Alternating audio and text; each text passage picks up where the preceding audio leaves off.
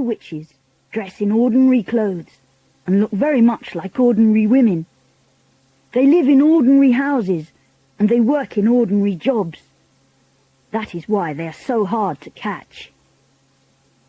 A real witch hates children with a red-hot, sizzling hatred that is more sizzling and red-hot than any hatred you could possibly imagine. A real witch spends all her time plotting to get rid of the children in her particular territory. Her passion is to do away with them, one by one. It is all she thinks about the whole day long. Even if she's working as a cashier in a supermarket, or typing letters for a businessman, or driving round in a fancy car, and she could be doing any of these things, her mind will always be plotting and scheming and churning and burning and whizzing and fizzing with murderous, bloodthirsty thoughts.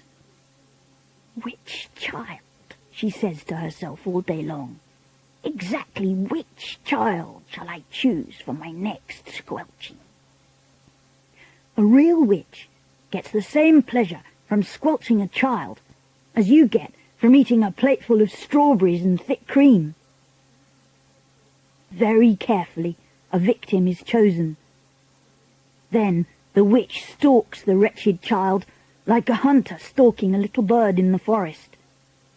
She treads softly. She moves quietly. She gets closer and closer. Then at last, when everything is ready, and she swoops. Sparks fly, flames leap, oil boils, rats howl, skin shrivels, and the child disappears. The witch never gets caught. Don't forget that she has magic in her fingers and devilry dancing in her blood. She can make stones jump about like frogs, and she can make tongues of flame go flickering across the surface of the water. These magic powers are very frightening. Luckily, there are not a great number of real witches in the world today, but there are still quite enough to make you nervous. In England, there are probably about 100 of them altogether. Some countries have more, others have not quite so many. No country in the world is completely free from witches. A witch is always a woman. There is no such thing as a male witch. On the other hand, a ghoul is always a male. So indeed is a warlock. Both are dangerous, but neither of them is half as dangerous as a real witch. As far as children are concerned, a real witch is easily the most dangerous of all the living creatures on earth. What makes her doubly dangerous is the fact that she doesn't look dangerous. Even when you know all the secrets, you will hear about those in a minute, you can still never be quite sure whether it's a witch you're gazing at or just a kind lady. Oh, if only there were a way of telling for sure whether a woman was a witch or not, then we could round them all up and put them in the meat grinder. Unhappily, there is no such way. But there are a number of little signals you can look out for, little quirky habits that all witches have in common.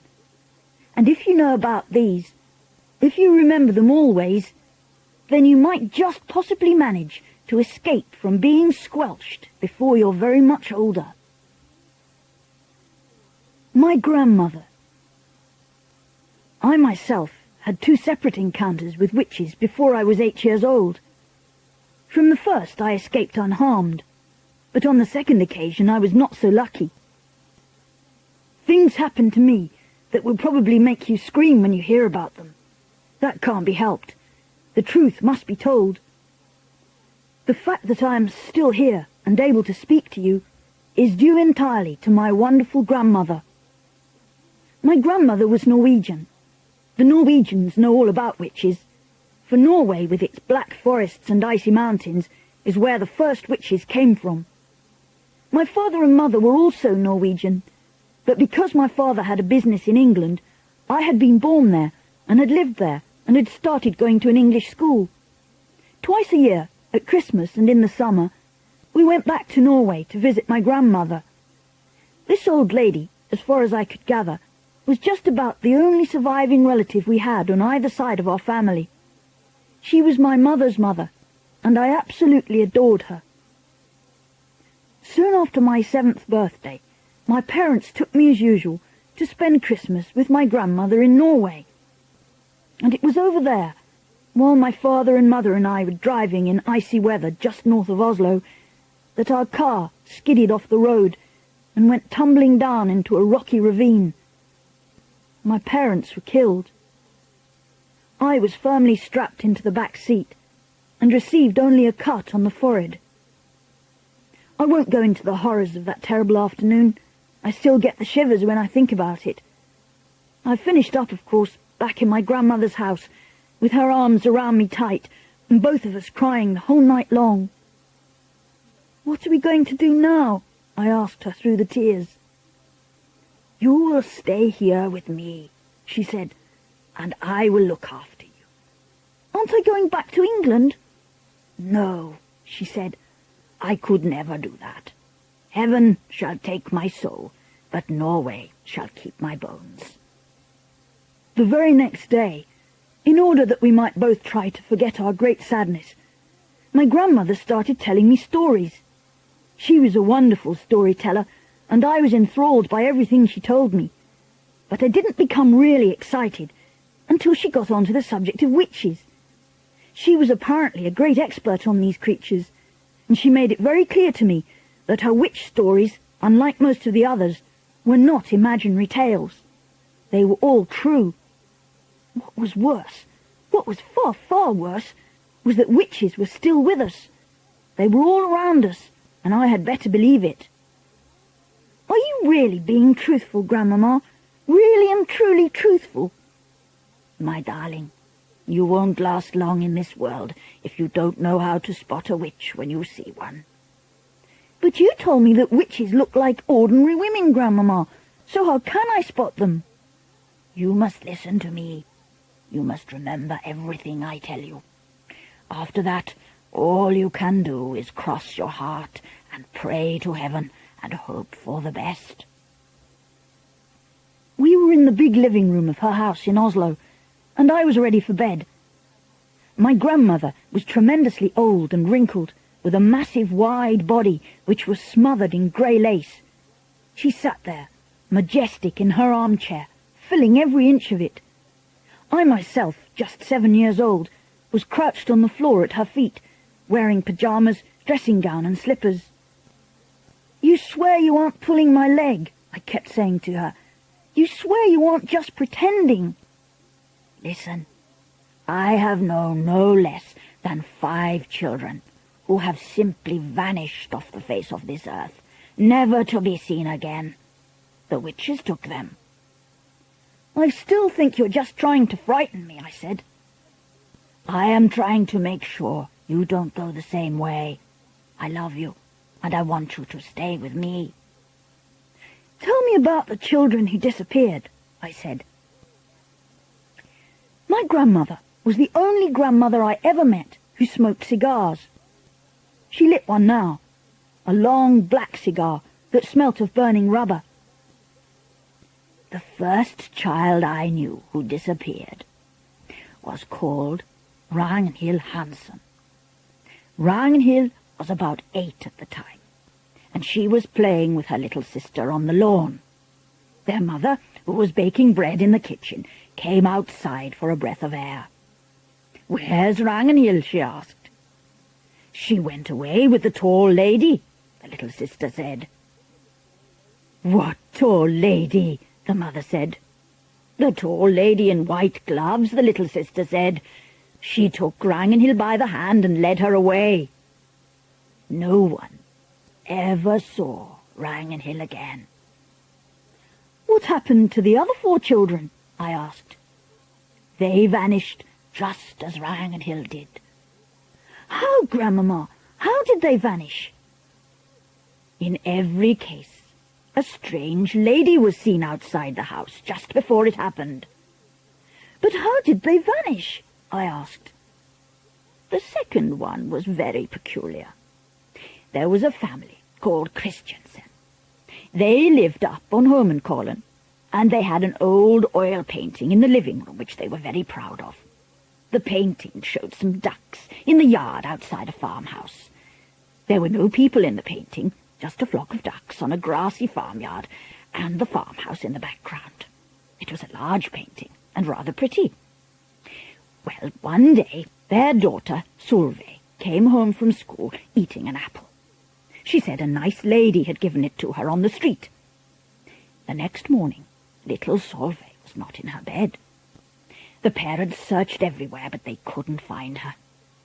Then, all of a sudden, her father shouted, "There she is! That's Solveig feeding the ducks!" He was pointing at the oil painting.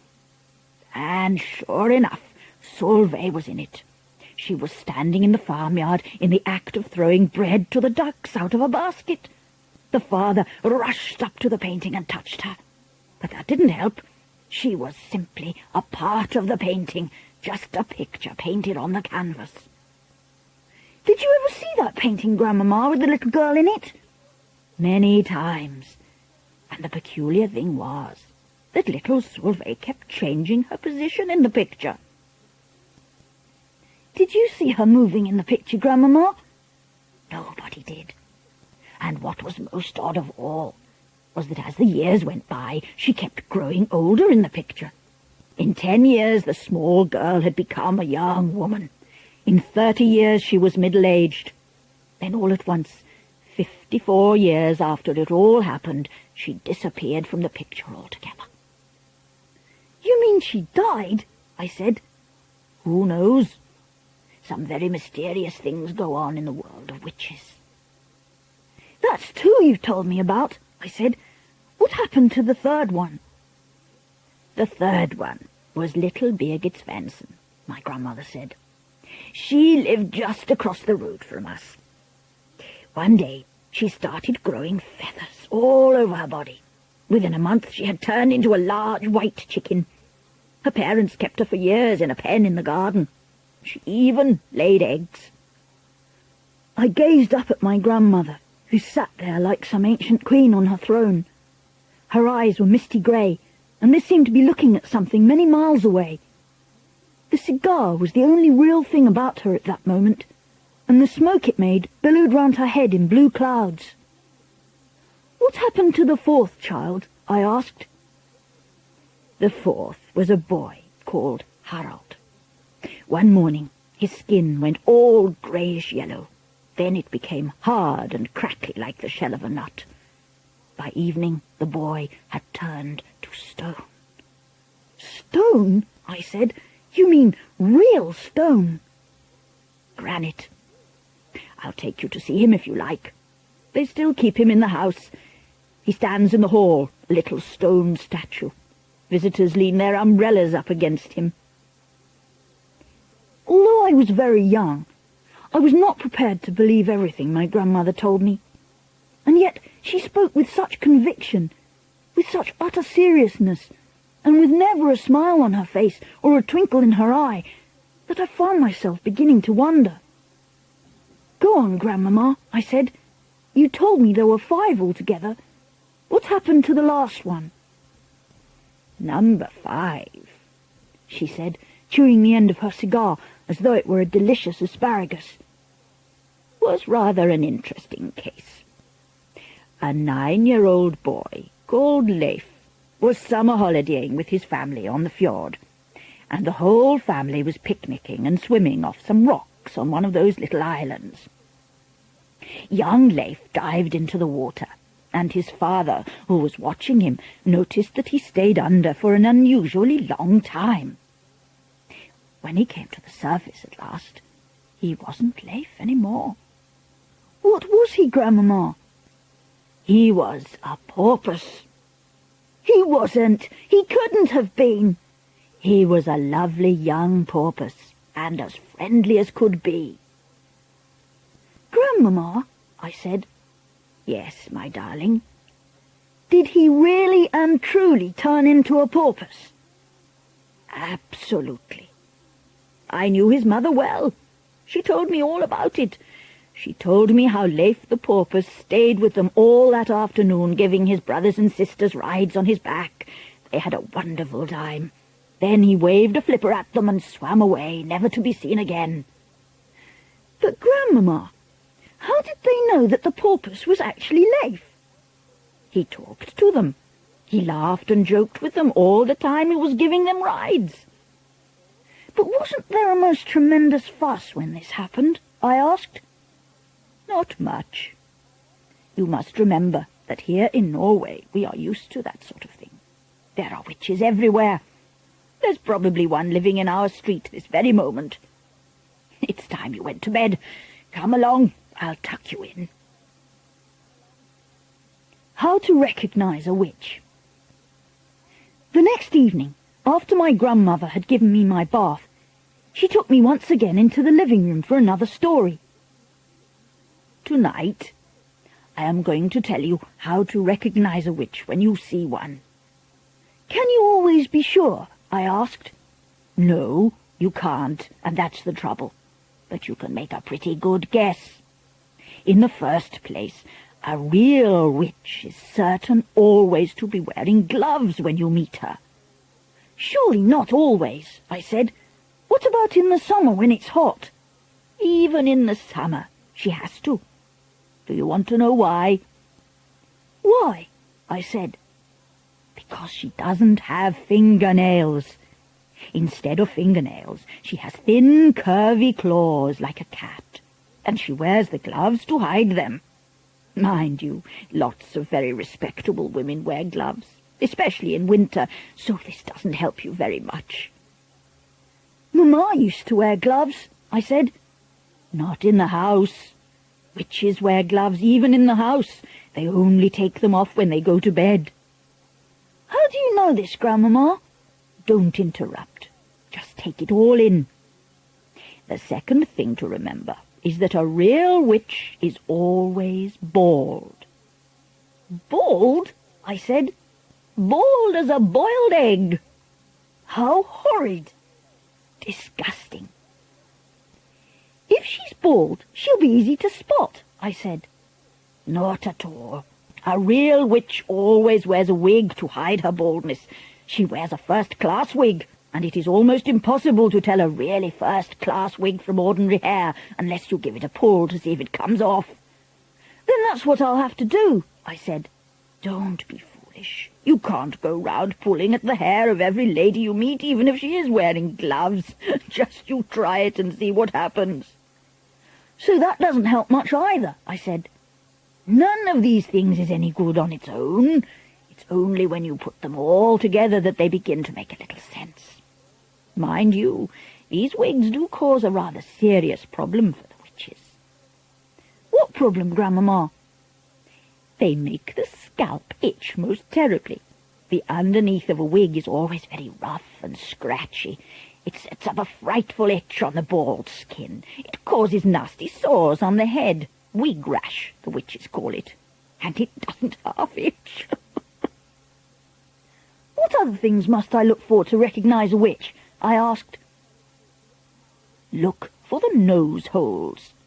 Witches have slightly larger nose holes than ordinary people. The rim of each nose hole is pink and curvy, like the rim of a certain kind of seashell. Why do they have such big nose holes? I asked. For smelling with. A real witch has the most amazing powers of smell. She can actually smell out a child who is standing on the other side of the street on a pitch-black night. She couldn't smell me, I said. I've just had a bath. Oh, yes, she could. The cleaner you happen to be, the more smelly you are to a witch. That can't be true, I said. An absolutely clean child gives off the most ghastly stench to a witch. The dirtier you are, the less you smell. But that doesn't make sense, Grandmamma. Oh, yes, it does. It isn't the dirt that the witch is smelling, it is you. The smell that drives a witch mad actually comes right out of your own skin. Now, wait a minute, Grandmamma. Don't interrupt. The point is this. When you haven't washed for a week and your skin is all covered over with dirt, then quite obviously the stink waves cannot come oozing out nearly so strongly." "I shall never have a bath again," I said. "Just don't have one too often. Once a month is quite enough for a sensible child." It was at moments like these that I loved my grandmother more than ever. "Grandmama," I said, "if it's a dark night, how can a witch smell the difference between a child and a grown-up?" "Because grown-ups don't give out stink waves. Only children do that." "What would I be smelling of?" I asked. "Dogs' droppings." I reeled. I was stunned. "Dogs' droppings?" I cried. "I am not smelling of dogs' droppings. I don't believe it. I won't believe it." "What's more," my grandmother said, speaking with a touch of relish, "to a witch you'd be smelling of fresh dog's droppings." I was outraged. I simply couldn't bring myself to believe what my grandmother was telling me. "So if you see a woman holding her nose as she passes you in the street, that woman could easily be a witch." I decided to change the subject. "Tell me what else to look for in a witch," I said. "The eyes. Look carefully at the eyes, because the eyes of a real witch are different from yours and mine. Look in the middle of each eye, where there is normally a little black dot. If she's a witch, the black dot will keep changing colour, and you will see fire, and you will see ice dancing right in the very centre of the coloured dot. It will send shivers running all over your skin." My grandmother leant back in her chair and sucked away contentedly at her foul black cigar. I squatted on the floor, staring up at her, fascinated. She was not smiling. She looked deadly serious. "Are there other things?" I asked her. "Of course there are other things. You don't seem to understand that witches are not actually women at all. They look like women, they talk like women, and they're able to act like women. But in actual fact, they are totally different animals." "What else is different about them, Grandmama?" "The feet. Witches never have toes." "No toes?" I cried. "Then what do they have?" "They just have feet. The feet have square ends with no toes on them at all." "Does that make it difficult to walk?" I asked. "Not at all, but it does give them a problem with their shoes. Just as a witch hides her baldness with a wig, she must also hide her ugly witch's feet by squeezing them into pretty shoes." "Isn't that terribly uncomfortable?" I said. "Extremely uncomfortable, but she has to put up with it." "Are those the only differences then, Grandmama?" "There's one more, just one more." "What is it, Grandmama?" "Their spit is blue." "Blue?" I cried. "Not blue. Their spit can't be blue." "Blue as a bilberry." "You don't mean it, Grandmama. Nobody can have blue spit." "Witches can." "Is it like ink?" I asked. "Exactly. They even use it to write with. They use those old-fashioned pens that have nibs, and they simply lick the nib. So there you are. That's about all I can tell you. None of it is very helpful. You can still never be absolutely sure whether a woman is a witch or not just by looking at her. But if she is wearing the gloves, if she has the large nose holes, the queer eyes, and the hair that looks as though it might be a wig, and if she has a bluish tinge on her teeth, if she has all of these things, then you run like mad." "Grandmama," I said, "when you were a little girl, did you ever meet a witch?" "Once. Only once." "What happened?" "I'm not going to tell you. It would frighten you out of your skin and give you bad dreams." "Please tell me," I begged. "No. Certain things are too horrible to talk about." "Does it have something to do with your missing thumb?" I asked. Suddenly her old wrinkled lips shut tight as a pair of tongs, and the hand that held the cigar which had no thumb on it, began to quiver very slightly. I waited. She didn't look at me. She didn't speak. All of a sudden, she had shut herself off completely. The conversation was finished. "Good night, Grandmamma," I said, rising from the floor and kissing her on the cheek. She didn't move. I crept out of the room and went to my bedroom. The Grand High Witch. The next day, a man in a black suit arrived at the house carrying a briefcase, and he held long conversation with my grandmother in the living room. I was not allowed in while he was there, but when at last he went away, my grandmother came in to me, walking very slowly and looking very sad. "That man was reading me your father's will." "What is a will?" I asked her.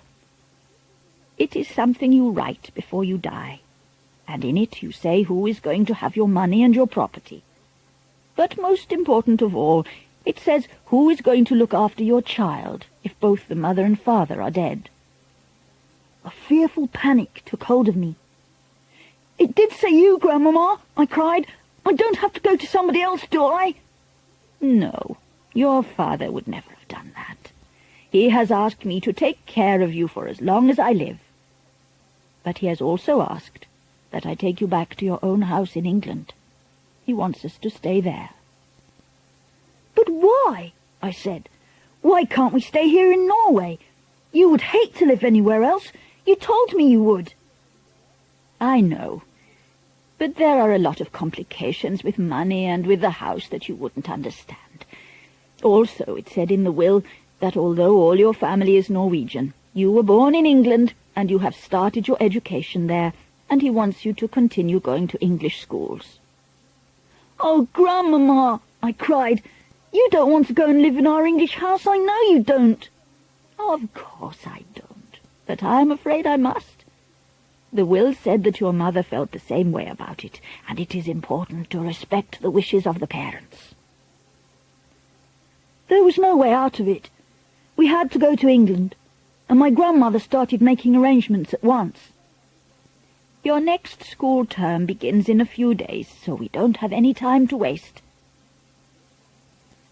On the evening before we left for England, my grandmother got on to her favourite subject once again. "There are not as many witches in England as there are in Norway." "I'm sure I won't meet one," I said. "I sincerely hope you won't, because those English witches are probably the most vicious in the whole world." "Tell me what those English witches do, Grandmamma," I said. "Well," she said, sucking away at her stinking cigar, "their favourite ruse is to mix up a powder that will turn a child into some creature or other that all grown-ups hate." "What sort of a creature, Grandmamma?" "Often it's a slug. A slug is one of their favourites.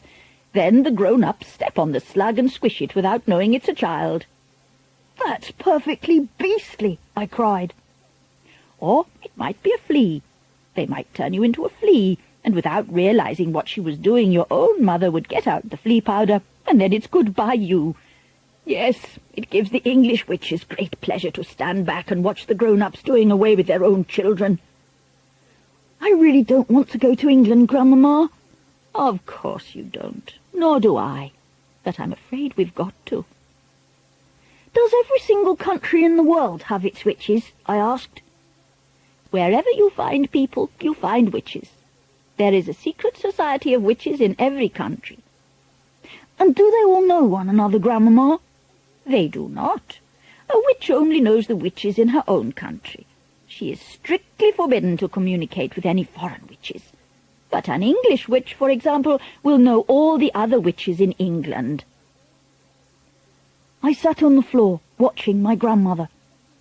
She put her cigar stub in the ashtray and folded her hands across her stomach. "Once a year, the witches of each separate country hold their own secret meeting. They all get together in one place to receive a lecture from the Grand High Witch of all the world." "From who?" I cried. "She is the ruler of them all. She is all-powerful. She is without mercy. All other witches are petrified of her. They see her only once a year at their annual meeting.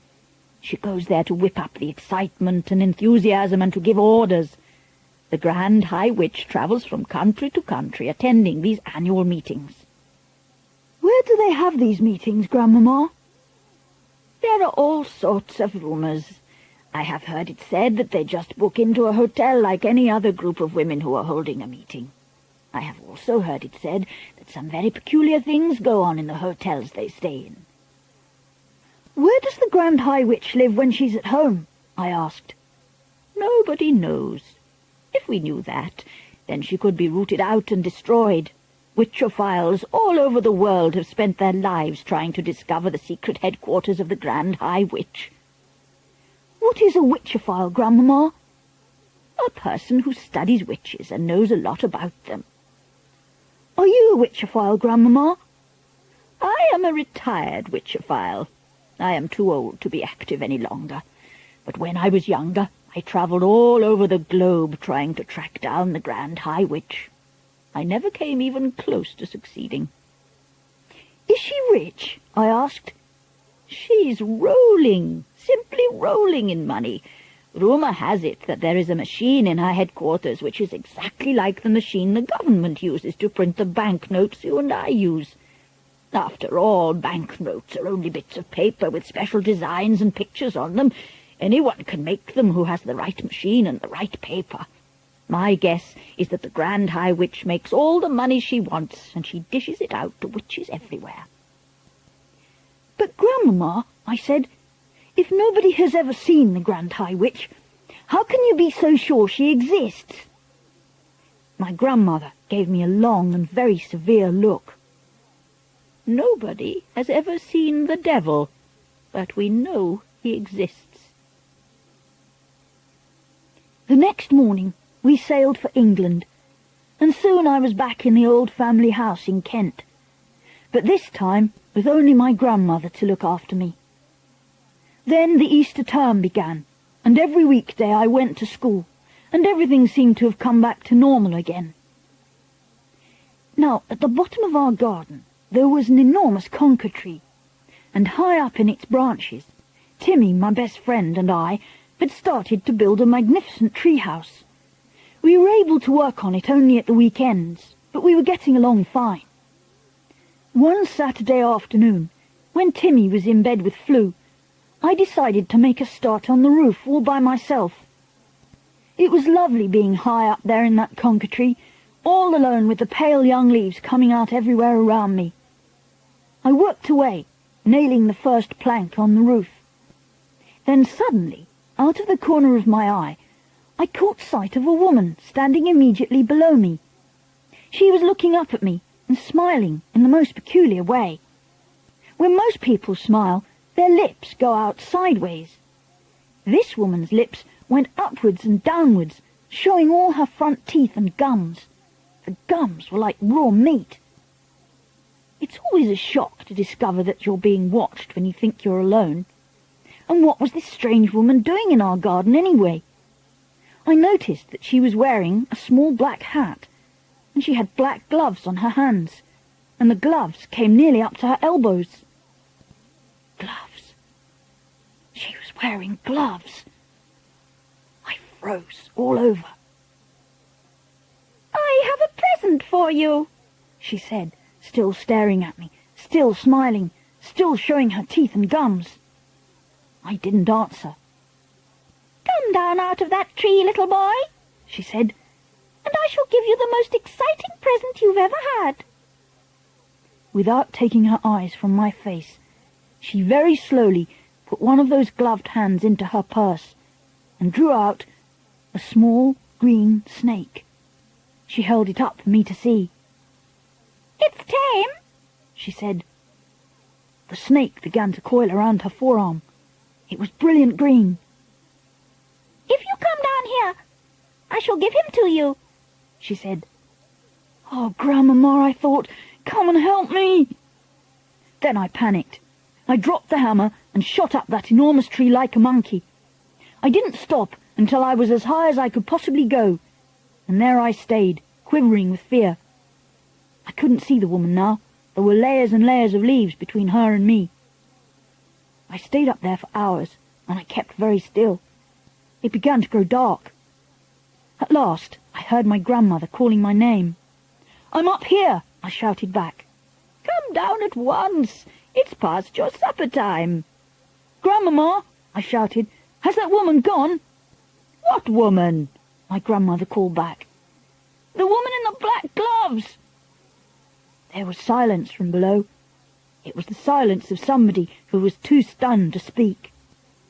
"Grandmama," I shouted again, "has she gone?"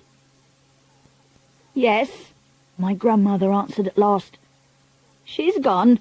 I'm here, my darling. I'll look after you. You can come down now." I climbed down. I was trembling. My grandmother enfolded me in her arms. "I've seen a witch," I said. "Come inside. You'll be all right with me." She led me into the house and gave me a cup of hot cocoa with lots of sugar in it. "Tell me everything," she said. I told her. By the time I had finished, it was my grandmother who was trembling. Her face was ashy grey, and I saw her glance down at that hand of hers that didn't have a thumb. "You know what this means? It means that there is one of them in our district. From now on, I'm not letting you walk alone to school." "Do you think she could be after me specially?" I asked. "No, I doubt that. One child is as good as any other to those creatures." It is hardly surprising that after that I became a very witch-conscious little boy. That was my first witch, but it wasn't my last. Summer holidays. The Easter holidays came and went, and the summer term began at school. My grandmother and I had already planned to take our summer holiday in Norway, and we talked about almost nothing else every evening. When there were only 3 weeks of the summer term left, an awful thing happened. My grandmother got pneumonia. She became very ill, and a trained nurse moved into the house to look after her. The doctor explained to me that pneumonia is not normally a dangerous illness nowadays because of penicillin, but when a person is more than 80 years old, as my grandmother was, then it's very dangerous indeed. He said he didn't even dare to move her to hospital in her condition, so she stayed in her bedroom, and I hung about outside the door while oxygen cylinders and all sorts of other frightening things were taken into her. "Can I go in and see her?" I asked. "No, dear," the nurse said, "not at the moment." A fat and jolly lady called Mrs. Spring, who used to come and clean our house every day, also moved in and slept in the house. Mrs. Spring looked after me and cooked my meals. I liked her very much, but she wasn't a patch on my grandmother for telling stories. One evening, about 10 days later, the doctor came downstairs and said to me, "You can go in and see her now, but only for a short time. She's been asking for you." I flew up the stairs and burst into my grandmother's room and threw myself into her arms. "Hey there," the nurse said, "be careful with her." "Will you be all right now, Grandmama?" I asked. "The worst is over. I'll soon be up again." "Will she?" I said to the nurse. "Oh, yes," the nurse answered, smiling. "She's a tough old bird. We'll have her up in another week." The nurse was right. Within a week, my grandmother was thumping around the house with her gold-topped cane and interfering with Mrs. Spring's cooking. "I thank you for all your help, Mrs. Spring, but you can go home now." "Oh, no, I can't," Mrs. Spring said. "Doctor told me to see that you take it very easy for the next few days." The doctor said more than that. He dropped a bombshell on my grandmother and me by telling us that on no account were we to risk the journey to Norway this summer. "Rubbish!" my grandmother cried. "I've promised him we'll go." "It's too far," the doctor said. "It would be very dangerous. But I'll tell you what you can do. You can take your grandson to a nice hotel on the south coast of England instead. The sea air is just what you need." "Oh, no," I said. "Do you want your grandmother to die?" the doctor asked me. "Never," I said. "Then don't let her go on a long journey this summer. She's not yet strong enough. And stop her smoking those vile black cigars." In the end, the doctor had his way about the holiday, but not about the cigars. Rooms were booked for us in a place called the Hotel Magnificent in the famous seaside town of Bournemouth. Bournemouth, my grandmother told me, was full of old people like herself. They retired there by the thousand, because the air was so bracing and healthy it kept them, so they believed, alive for a few extra years. "Does it?" I asked. "Of course not. It's tummy rot. But just for once I think we've got to obey the doctor." Soon after that, my grandmother and I took the train to Bournemouth and settled into the Hotel Magnificent. It was an enormous white building on the seafront, and it looked to me like a pretty boring place to spend a summer holiday in. I had my own separate bedroom, but there was a door connecting my room with my grandmother's room, so that we could visit each other without going into the corridor. Just before we left for Bournemouth, my grandmother had given me, as a consolation, a present of 2 white mice in a little cage, and of course I took them with me. They were terrific fun, those mice. I called them William and Mary, and in the hotel I set out right away, teaching them to do tricks. But there's no way you can train mice inside a cage, so I decided to seek a safe place where I could carry on with their training. The ground floor of the hotel was a maze of public rooms, all of them named in gold letters on the doors. I wandered through the lounge, and the smoking room, and the card room, and the reading room, and the drawing room. None of them was empty. I went down a long, wide corridor, and at the end of it I came to the ballroom.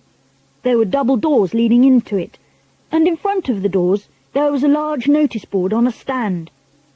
The notice on the board said, "RSPCC meeting. Strictly private. This room is reserved for the annual meeting of the Royal Society for the Prevention of Cruelty to Children." The double doors into the room were open. I peeped in. It was a colossal room. There were rows and rows of chairs, all facing a platform. I sidled cautiously into the room. What a lovely, secret, silent place it was. The meeting of the Royal Society for the Prevention of Cruelty to Children must have taken place earlier in the day, and now they'd all gone home. Even if they hadn't, even if they did suddenly come pouring in, they would be wonderful, kind people who would look with favour upon a young mouse trainer going about his business. At the back of the room there was a large folding screen with Chinese dragons painted on it. I decided, just to be on the safe side, to go behind this screen and do my training there. I tiptoed to the back of the room and settled myself on the thick green carpet behind the big screen. What a splendid place this was! Ideal for mouse training. I took William and Mary out of my trouser pockets. They sat beside me on the carpet, quiet and well behaved. The trick I was going to teach them today was tightrope walking. It's not all that difficult to train an intelligent mouse to be an expert tightrope walker, provided you know exactly how to go about it. First, you must have a piece of string.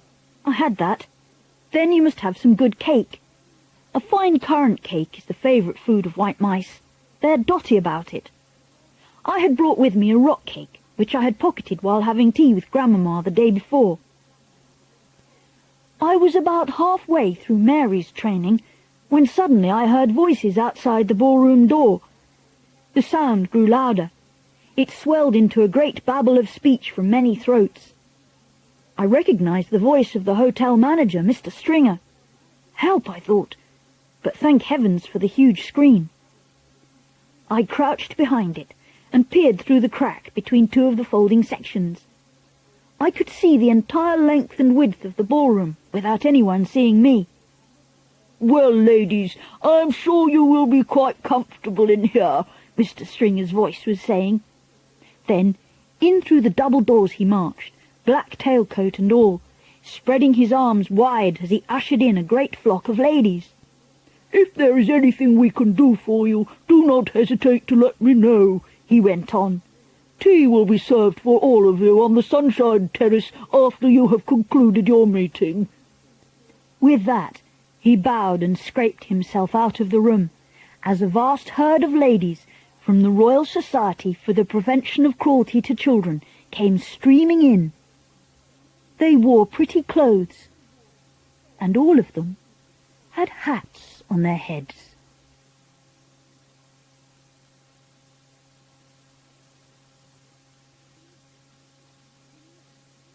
The meeting. Now that the manager had gone, I was not particularly alarmed. What better than to be imprisoned in a room full of these splendid ladies? If I ever got talking to them, I might even suggest that they come and do a bit of cruelty to children preventing at my school. We could certainly use them there. In they came, talking their heads off. They began milling round and choosing their seats, and there was a whole lot of stuff like, "Come and sit next to me, Millie dear," and "Oh, hello, Beatrice, I haven't seen you since the last meeting. What an adorable dress you have on." I decided to stay where I was and let them get on with their meeting while I got on with my mouse training. But I watched them for a while longer through the crack in the screen, waiting for them to settle down. How many were there? I guessed about 200. The back rows filled up first. They all seemed to want to sit as far back from the platform as possible. There was a lady wearing a tiny green hat in the middle of the back row, who kept scratching the nape of her neck. She couldn't leave it alone. It fascinated me the way her fingers kept scratching away at the hair on the back of her neck. Had she known somebody was watching her from behind, I'm sure she would have been embarrassed. I wondered if she had dandruff. All of a sudden, I noticed that the lady next to her was doing the same thing. And the next one, and the next. The whole lot of them were doing it. They were all scratching away like mad at the hair on the back of their necks. Did they have fleas in their hair? More likely it was nits. A boy at school called Ashton had had nits in his hair last term, and the matron had made him dip his whole head in turpentine. It killed the nits all right, but it nearly killed Ashton as well. Half the skin came away from his scalp. I decided it had to be nits. Then the most astonishing thing happened. I saw one lady pushing her fingers up underneath the hair on her head, and the hair, the entire head of hair, lifted upwards all in one piece, and the hand slid underneath the hair and went on scratching. She was wearing a wig. She was also wearing gloves. I glanced swiftly around at the rest of the now seated audience. Every one of them was wearing gloves. My blood turned to ice. I began to shake all over. I glanced frantically behind me for a back door to escape through. There wasn't one. Should I leap out from behind the screen and make a dash for the double doors? Those double doors were already closed, and I could see a woman standing in front of them. She was bending forward and fixing some sort of a metal chain round the two door handles. "Keep still," I told myself. "No one has seen you yet. There's no reason in the world why they should come and look behind the screen.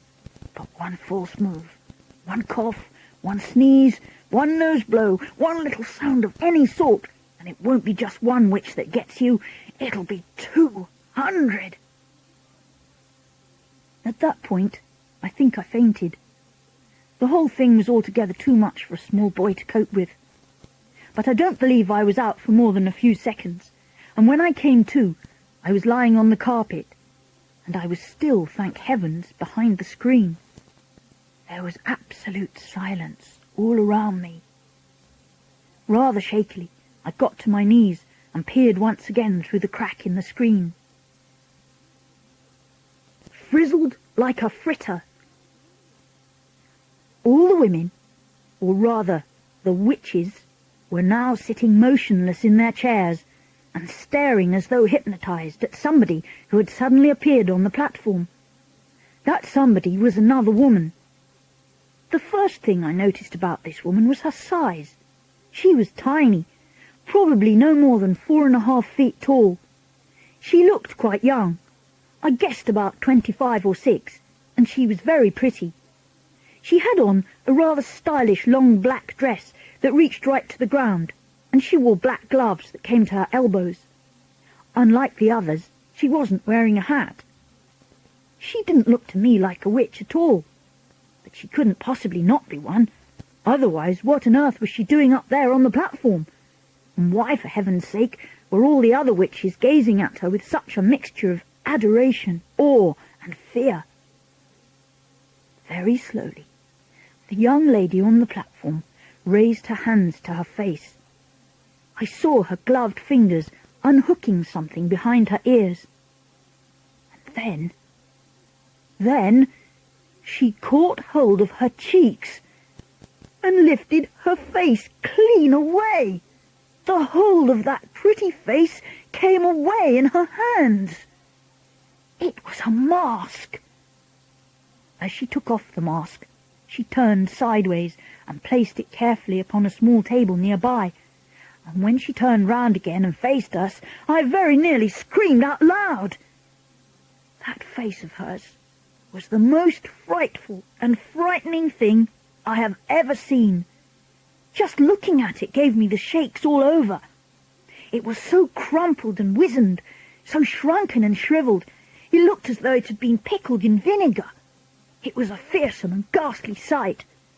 There was something terribly wrong with it, something foul and putrid and decayed. It seemed quite literally to be rotting away at the edges, and in the middle of the face, round the mouth and cheeks, I could see the skin all cankered and worm-eaten, as though maggots were working away in there. There are times when something is so frightful you become mesmerized by it and can't look away. I was like that now. I was transfixed. I was numbed. I was magnetized by the sheer horror of this woman's features. But there was more to it than that. There was a look of serpents in those eyes of hers as they flashed around the audience.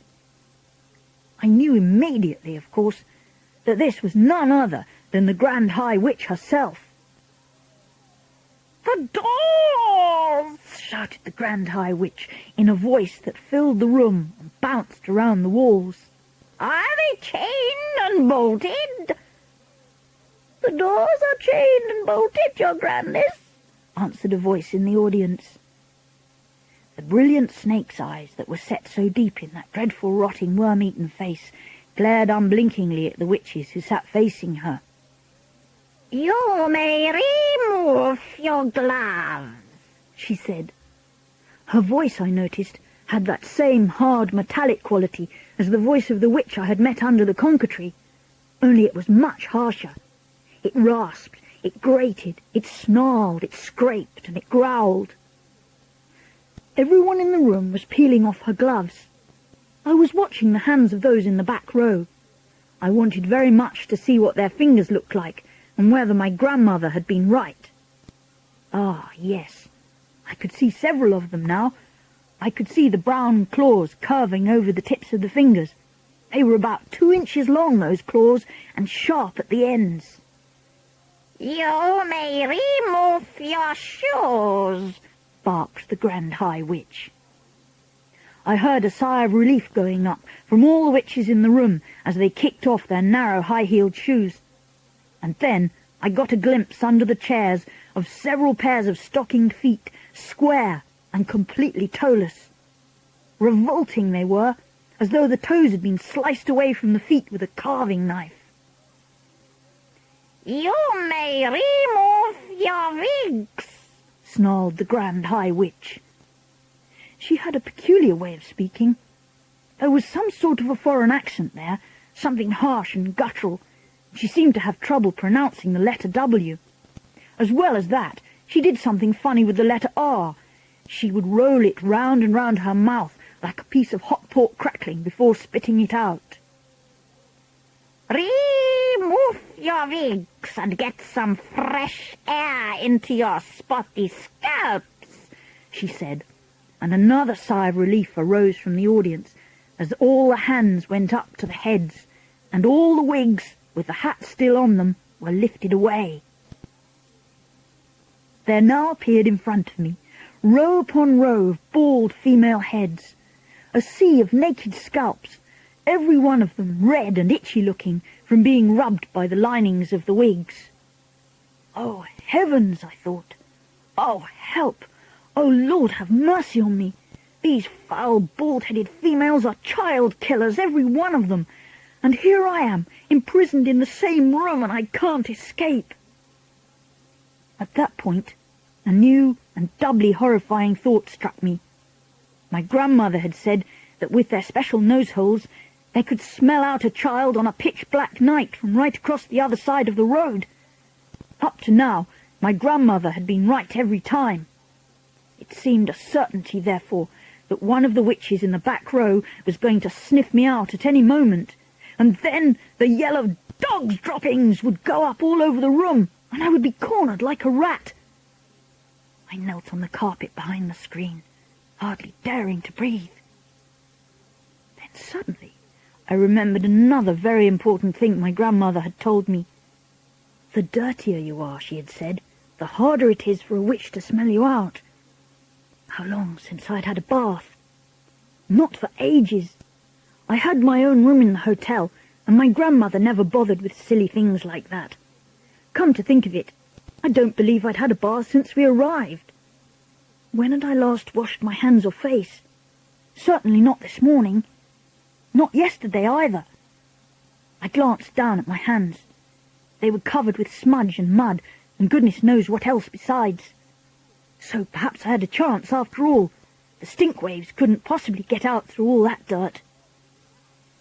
"Witches of England," said the Grand High Witch. She herself, I had noticed, had not taken off either her wig or her gloves or her shoes. "Witches of England!" The audience stirred uneasily and sat up straighter in their chairs. "Miserable witches! Useless, lazy witches! Feeble, fribbling witches! You are a heap of idle, good-for-nothing worms!" A shudder went through the audience. The Grand High Witch was clearly in an ugly mood, and they knew it. I had a feeling that something awful was going to happen soon. "I am having my breakfast this morning," cried the Grand High Witch, "and I am looking out of the window at the beach. And what am I seeing? I am asking you, what am I seeing? I am seeing a revolting sight. I am seeing hundreds, I am seeing thousands of rotten, repulsive little children playing on the sand. It is putting me right off my food. Why have you not got rid of them? Why have you not rubbed them out, these filthy, smelly children?" With each word she spoke, flecks of pale blue phlegm shot from her mouth like little bullets. "I am asking you why?"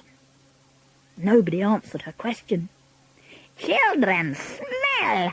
They stink out the world. We do not want these children around here."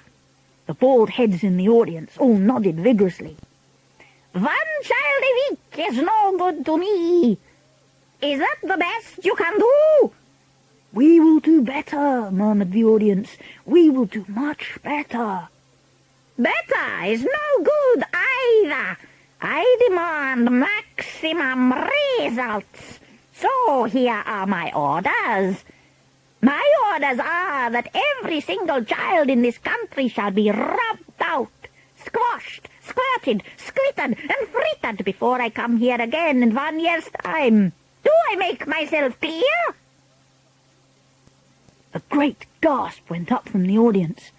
I saw the witches all looking at one another with deeply troubled expressions, and I heard one witch at the end of the front row saying aloud, "All of them? We can't possibly wipe out all of them." The Grand High Witch whipped round as though someone had stuck a skewer into her bottom. "Who said that?" she snapped. "Who dares to argue with me? It was you, was it not?" She pointed a gloved finger as sharp as a needle at the witch who had spoken. "I didn't mean it, your grandness," the witch cried out. "I didn't mean to argue, I was just talking to myself." "You dared to argue with me?" "I was just talking to myself," cried the wretched witch. "I swear it, your grandness." She began to shake with fear. The Grand High Witch took a quick step forward, and when she spoke again, It was in a voice that made my blood run cold. "A stupid witch who answers back must burn until her bones are black. A foolish witch without a brain must sizzle in the fiery flame. An idiotic witch like you must roast upon the barbecue. A witch who dares to say I'm wrong will not be with us very long." A moment later, a stream of sparks that looked like tiny white-hot metal filings came shooting out of the Grand High Witch's eyes and flew straight towards the one who had dared to speak. I saw the sparks striking against her and burrowing into her, and she screamed a horrible howling scream, and a puff of smoke rose up around her. A smell of burning meat filled the room. Nobody moved. Like me, they were all watching the smoke, and when it had cleared away, the chair was empty. I caught a glimpse of something wispy white, like a little cloud, fluttering upwards and disappearing out of the window. A great sigh rose up from the audience. The Grand High Witch glared around the room. "I hope nobody else is going to make me cross today," she remarked. There was a deathly silence. "Frizzled like a fritter," said the Grand High Witch. "Cooked like a carrot. You will never see her again. Now, we can get down to business." Formula 86, Delayed Action Mousemaker. "Children are revolting. We will wipe them all away. We will scrub them off the face of the earth. We will flush them down the drain." "Yes, yes," chanted the audience. "Wipe them away, scrub them off the earth, flush them down the drain." "Children are smelling of dogs' droppings." "Pooh!" cried the audience. "Pooh, pooh, pooh!" "They are worse than dogs' droppings. Dogs' droppings is smelling like violets and primroses compared with children." "Violets and primroses," chanted the audience. The Grand High Witch paused and glared at the mass of eager faces in the audience. They waited, wanting more. So now I am having a plan. I am having a giganticus plan for getting rid of every single child in the whole of England." The witches gasped. They gaped. They turned and gave each other ghoulish grins of excitement. "Yes, we shall swish them and swallow them, and we shall make to disappear every single smelly little brat in England in one stroke." "Whoopee!" cried the witches, clapping their hands. "You are brilliant, O your grandness. You are fantabulous." "Shut up and listen. Listen very carefully, and let us not be having any muck-ups." The audience leaned forward, eager to learn how this magic was going to be performed. "Each and every one of you is to go back to your hometowns immediately and resign from your jobs. Resign, give notice, retire." "We will," they cried. "We will resign from our jobs." "And after you have resigned from your jobs, each and every one of you will be going out, and you will be buying—" She paused. "What will we be buying?" they cried. "Tell us, O brilliant one, what is it we shall be buying?" "Sweet shops. You will be buying the very best and most respectable sweet shops in England." We will, they answered. Their dreadful voices were like a chorus of dentist drills, all grinding away together. "I am wanting no twopenny halfpenny crummy little tobacco-selling newspaper sweet shops. I am wanting you to get only the very best shops, filled up high with piles and piles of luscious sweets and tasty chocks." "The best!" they cried. "We shall buy the best sweet shops in town." "You will be having no trouble in getting what you want, because you will be offering 4 times as much as a shop is worth, and nobody is refusing an offer like that. Money is not a problem to us witches, as you know very well. I have brought with me 6 trunks stuffed full of English banknotes, all new and crisp, and all of them homemade. The witches in the audience grinned, appreciating this joke. The Grand High Witch grated her bony gloved hands against each other and cried out, So each of you is owning a magnificent sweet shop.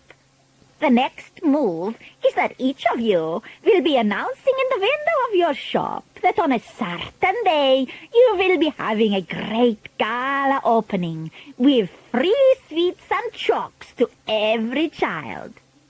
That will bring them in, the greedy little brutes, cried the audience. They'll be fighting to get through the doors.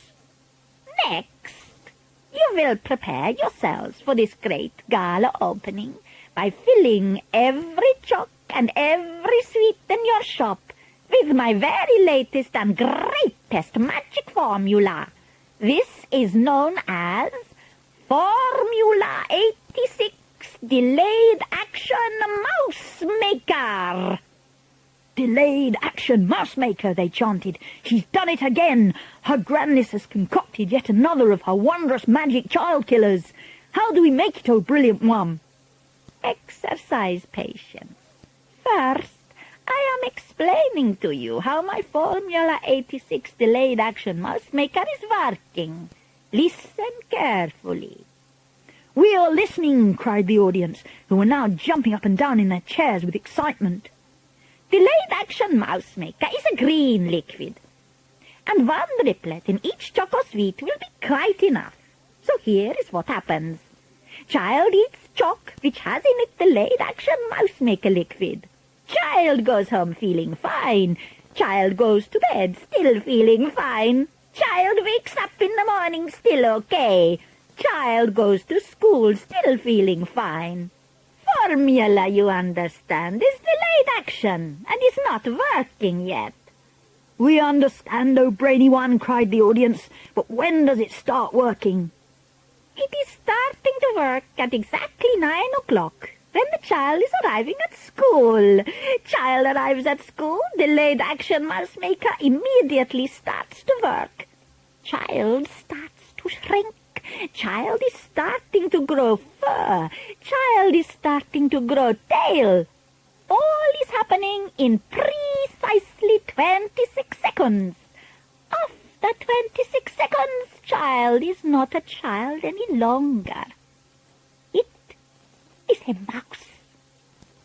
A mouse, cried the witches. What a frumptuous thought! Classrooms will all be swarming with mice. And what is happening next in every school? Tell us, they cried. Tell us, oh brainy one. The Grand High Witch stretched her stringy neck forward and grinned at the audience, showing 2 rows of pointed teeth, slightly blue.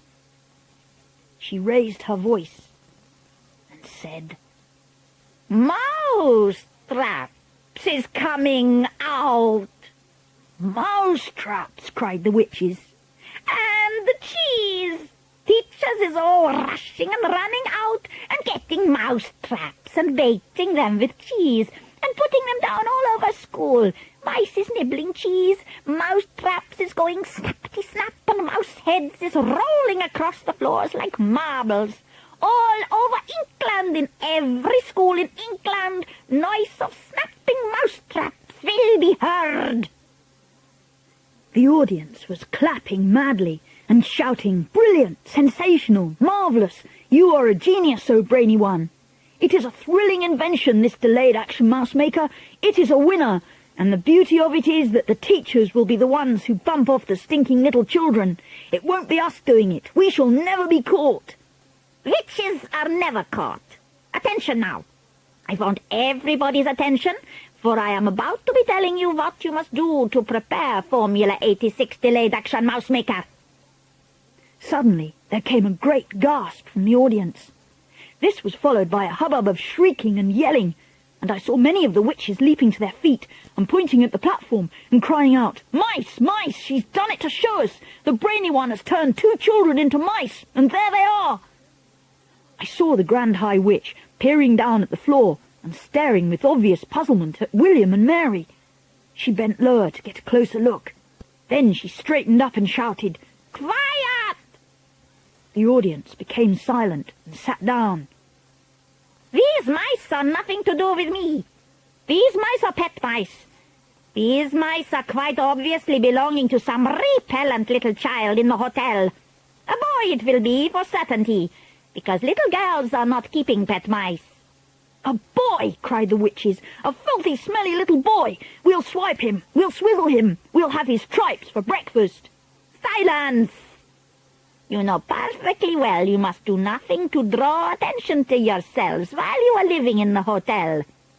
Let us by all means get rid of this evil-smelling little squirt. But we must do it as quietly as possible.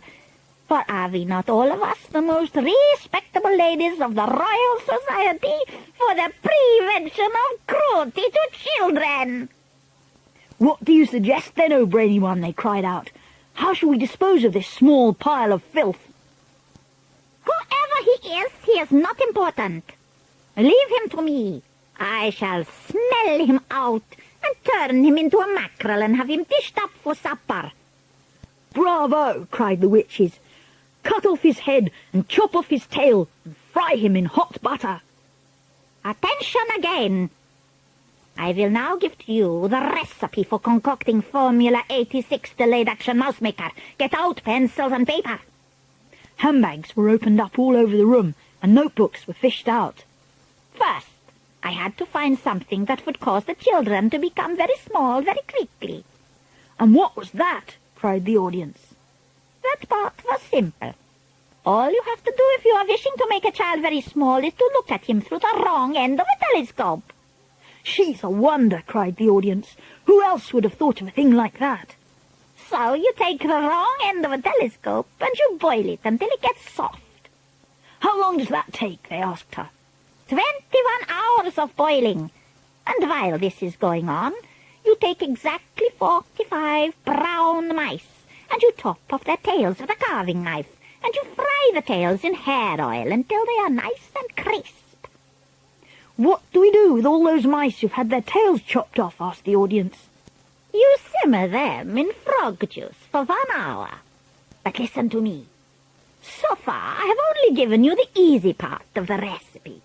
The really difficult problem is to put in something that will have a genuine delayed action result, something that can be eaten by children on a certain day, but which will not start working on them till 9 o'clock the next morning when they arrive at school. "What did you come up with, O brainy one?" they called out. "Tell us the great secret."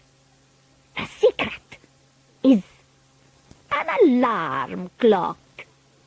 "An alarm clock!" they cried. "It's a stroke of genius." Of course it is. You can set a 24-hour alarm clock today, and exactly 9 o'clock tomorrow it will go off. "But we will need 5 million alarm clocks," cried the audience. "We will need one for each child." Idiots! If you are wanting a steak, you do not cook the whole cow. It is the same with alarm clocks. 1 clock will make enough for 1,000 children. Here is what you do. You set your alarm clock to go off at 9 o'clock tomorrow morning. Then you roast it in the oven until it is crisp and tender. Are you writing this down? "We are, your grandness, we are," they cried. Next, you take your boiled telescope and your fried mouse tails and your cooked mice and your roasted alarm clock, and all together you put them into the mixer. Then you mix them at full speed. This will give you a nice thick paste. While the mixer is still mixing, you must add to it the yolk of 1 gruntle's egg. "A gruntle's egg!" cried the audience. "We shall do that." And one after the other you also mix in the following items: the claw of a crab cruncher, the beak of a blabber snitch, the snout of a grobble squirt, and the tongue of a cat springer. I trust you are not having any trouble finding those? "None at all," they cried out. "We will spear the blabber snitch, and trap the crab cruncher, and shoot the grobble squirt, and catch the cat springer in his burrow." Excellent! Then you have mixed everything together in the mixer. You will have a most marvelous-looking green liquid. Put one drip, just one titchy droplet of this liquid, into a chocolate or a sweet, and at 9 o'clock the next morning, the child who ate it will turn into a mouse in 26 seconds. But one word of warning, never increase the dose. Never put more than 1 drop into each sweet or chocolate, and never give more than 1 sweet or chocolate to each child. An overdose of delayed action mouse maker will mess up the timing of the alarm clock and cause the child to turn into a mouse too early. A large overdose might even have an instant effect, and you wouldn't want that, would you? You wouldn't want the children turning into mice right there in your sweet shops. That would give the game away. So, be very careful. Do not overdose. Bruno Jenkins disappears. The Grand High Witch was starting to talk again. I am now going to prove to you that this recipe is working to perfection. You understand, of course, that you can set the alarm clock to go off at any time you like. It does not have to be 9 o'clock.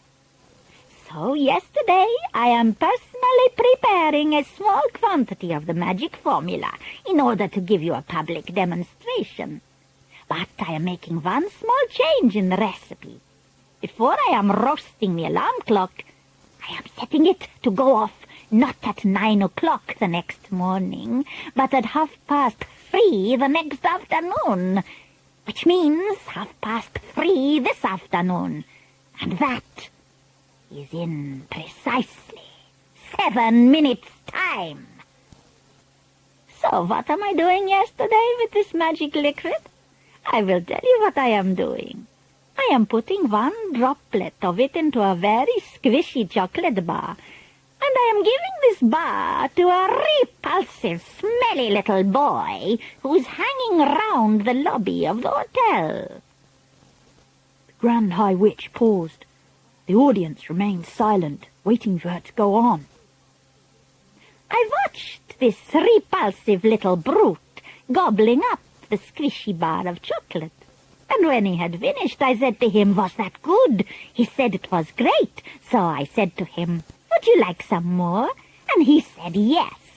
So I said, "I will give you 6 more chocolate bars like that if you will meet me in the ballroom of this hotel at 3:25 tomorrow afternoon." 6 bars? Cried this greedy little swine.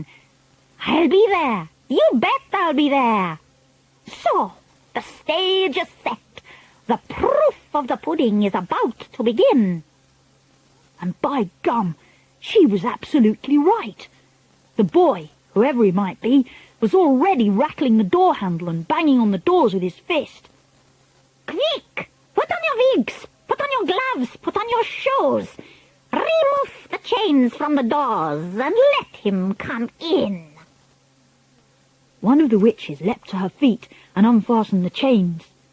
She opened the 2 huge doors. Then I heard her saying, "Why, hello, little man, how lovely to see you. You have come for your chocolate bars, have you not? They're all ready for you. Do come in." A small boy, wearing a white T-shirt and grey shorts and gym shoes, entered the room. I recognized him at once. He was called Bruno Jenkins, and he was staying in the hotel with his parents. I didn't care for him, because yesterday morning I had found him kneeling on the flagstones of the hotel terrace with a magnifying glass in his hand. There was a column of ants marching across one of the flagstones, and Bruno Jenkins was focusing the sun through his magnifying glass and roasting the ants one by one. "I like watching them burn," he said. "That's horrible," I cried. "Stop doing it." "Let's see you stop me," he said. At that point I had pushed him with all my might, and he had crashed sideways onto the flagstones. His magnifying glass had splintered into many pieces, and he leapt up, shrieking, "My father is going to get you for this!" Then he'd run off, presumably to find his dad. That was the last time I'd seen Bruno Jenkins until now. "Darling boy, cooed the Grand High Witch from up on the platform. "I have all your chocolates all ready for you. Do come up here first and say hello to these lovely ladies." Bruno was looking a bit bewildered, but he allowed himself to be led up onto the platform, where he stood beside the Grand High Witch and said, "OK, where are my 6 bars of chocolate?" I saw the witch who had let him in, quietly putting the chain back on the door handles. Bruno didn't notice this. He was too busy asking for his chocolate. "The time is now 1 minute before 3:30. "What the heck's going on?" Bruno asked. He wasn't frightened, but he wasn't looking exactly comfortable either. "What is this?" he said. "Give me my chocolate." 30 seconds to go," cried the Grand High Witch, gripping Bruno by the arm. Bruno shook himself clear and stared at her. She stared back at him, smiling with the lips of her mask. Every witch in the audience was staring at Bruno. 20 seconds, cried the Grand High Witch. "Give me the chocolate!" shouted Bruno, becoming suddenly suspicious. "Give me the chocolate and let me out of here!" 15 seconds. "Will one of you crazy punks kindly tell me what all this is about?" shouted Bruno. 10 seconds. 9, 8, 7, 6, 5, 4, 3, 2, 1, 0! We have ignition! I could have sworn I heard an alarm clock ringing. I saw Bruno jump. He jumped as though someone had stuck a hatpin deep into his bottom, and he yelled, "Ow!" He jumped so high that he landed on a small table up there on the stage, and he started hopping on the top of this table, waving his arms and yelling his head off. Then suddenly he became silent. His whole body stiffened. "The alarm has gone off! The mouse maker is beginning to work!" Bruno was getting smaller by the second. I could see him shrinking. Now his clothes seemed to be disappearing, and brown fur was growing all over his body. Suddenly he had a tail. And then he had whiskers. Now he had 4 feet. It was all happening so quickly. It was a matter of seconds only. And all at once, he wasn't there anymore. A small brown mouse was running around on the tabletop. "Bravo!" yelled the audience. "She's done it! It works! It's fantastic! It's colossal! It's the greatest yet! You are a miracle, old brainy one!" They were all standing up and clapping and cheering, and the Grand High Witch produced a mousetrap from the folds of her dress and started to set it. "Oh, no," I thought. "I don't want to see this. Bruno Jenkins may have been a bit of a stinker, but I'm dashed if I want to watch him having his head chopped off." "Where is he?" snapped the Grand High Witch, searching the platform. "Where has that mouse got to?" She couldn't find him. Clever Bruno must have jumped down off the table and scampered off into some corner, or even down a small hole. Thank heavens for that. "It matters not.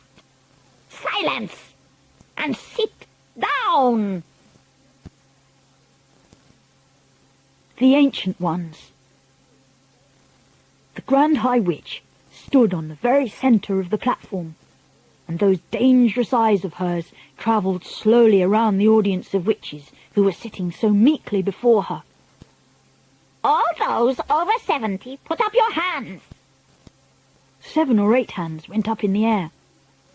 "It comes to me that you ancient ones will not be able to climb high trees in search of gruntles' eggs." "We won't, your grandness, we're afraid we won't," chanted the ancient ones. "Nor will you be able to catch the crab cruncher who lives high up on rocky cliffs.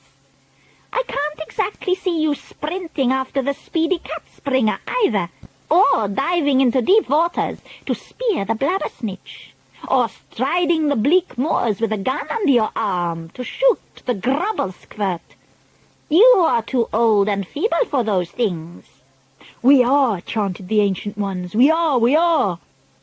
"You ancient ones have served me well over many years, and I do not wish to deny you the pleasure of bumping off a few thousand children each just because you have become old and feeble. I have therefore prepared personally with my own hands a limited quantity of delayed action mouse maker, which I will distribute to the ancient ones before you leave the hotel." "Oh, thank you," cried the old witches. "You are far too good to us, your grandness. You are so kind and thoughtful." "Here is a sample of what I am giving you." She fished around in a pocket of her dress and brought out a very small bottle. She held it up and said, "In this tiny bottle is 500 doses of mouse maker. It is enough to turn 500 children into mice." I could see that the bottle was made of dark blue glass, and that it was very small, about the same size as the ones you can buy at the chemist with nose drops in them. "Each of you ancient ones will get 2 of these bottles." Thank you, O most generous and thoughtful one," chorused the ancient witches. "Not one drop will be wasted. Each of us will promise to squish and squallop and squiggle 1,000 children." "Our meeting is over. Here is the timetable for the remainder of your stay in this hotel. Right now we must all go out onto the Sunshine Terrace and have tea with that ridiculous manager.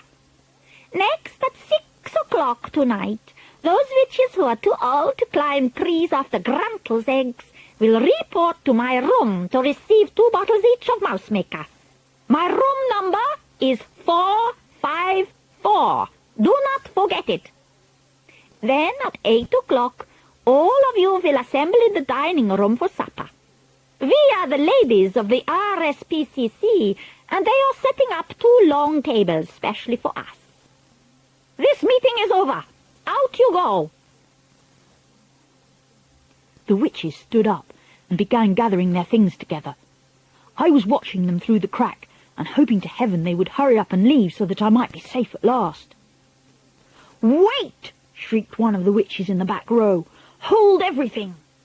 Her shrieking voice echoed through the ballroom like a trumpet. All the witches suddenly stopped and turned and looked towards the speaker. She was one of the taller witches, and I could see her standing there with her head tilted back and her nose in the air, and she was sucking in great long breaths of air through those curvy pink seashelly nostrils of hers. "Wait!" she shouted again. "What is it?" the others cried out. "Dogs droppings!" she yelled. "Just then I got a whiff of dogs droppings!" "Surely not," the others shouted. "There couldn't be." "Yes, yes," shouted the first witch. "There it is again. It's not strong, but it's there. I mean, it's here. It's definitely somewhere not too far away." "What's going on down there?" shouted the Grand High Witch, glaring down from the platform. "Mildred's just got a whiff of dogs droppings, your grandness," someone called back to her. "What rubbish is this? She has dog droppings on the brain. There are no children in this room." "Hang on, everybody, don't move, I'm getting it again." Her huge, curvy nose holes were waving in and out like a pair of fishtails. "It's getting stronger. It's hitting me harder now. Can't the rest of you smell it?" All the noses of all the witches in that room went up in the air, and all the nostrils began to suck and sniff. "She's right," cried another voice. "She's absolutely right. Dog's droppings it is, strong and foul." In a matter of seconds, the entire assembly of witches had taken up the dreaded cry of dog's droppings. "Dog's droppings!" they shouted. "The room is full of it. Pooh, pooh! Why did we not smell it before? It stinks like a sewer. Some little swine must be hiding not so very far away from here. Find it! Track it down! Rootle it out! Follow your noses till you get it!" The hairs on my head were standing up like the bristles of a nail brush, and a cold sweat was breaking out all over me. "Rootle it out, this small lump of dung! Don't let it escape! If it is in here, it has observed the most secret things. It must be exterminated immediately!" Metamorphosis. I remember thinking to myself, there is no escape for me now. Even if I make a run for it and manage to dodge the lot of them, I still won't get out because the doors are chained and locked. I'm finished. I'm done for. Oh, Grandmama, what are they going to do to me? I looked round, and I saw a hideous, painted and powdered witch's face staring down at me, and the face opened its mouth and yelled triumphantly, "It's here! It's behind the screen! Come The witch reached out a gloved hand and grabbed me by the hair, but I twisted free and jumped away. I ran. Oh, how I ran! The sheer terror of it all put wings on my feet. I flew around the outside of the great ballroom, and not one of them had a chance of catching me. As I came level with the doors, I paused and tried to open them, but the big chain was on them, and they didn't even rattle. The witches were not bothering to chase me. They simply stood there in small groups, watching me, and knowing for certain that there was no way I could escape. Several of them were holding their noses with gloved fingers, and there were cries of, "Pooh, what a stink! We can't stand this much longer!" "Catch it then, you idiots! Spread out in a line across the room and close in on it and grab it! Corner this filthy little gumboil and seize it and bring it up here to me!"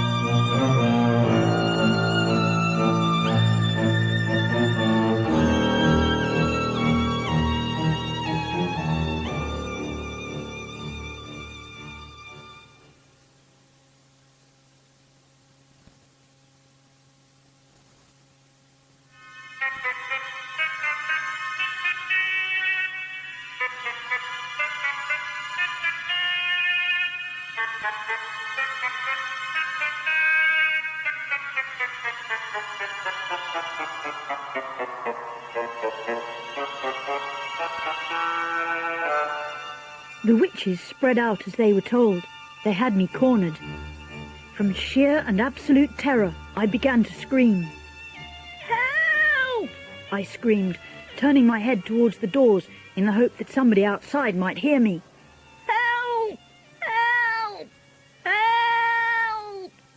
"Get it! Grab hold of it! Stop it yelling!"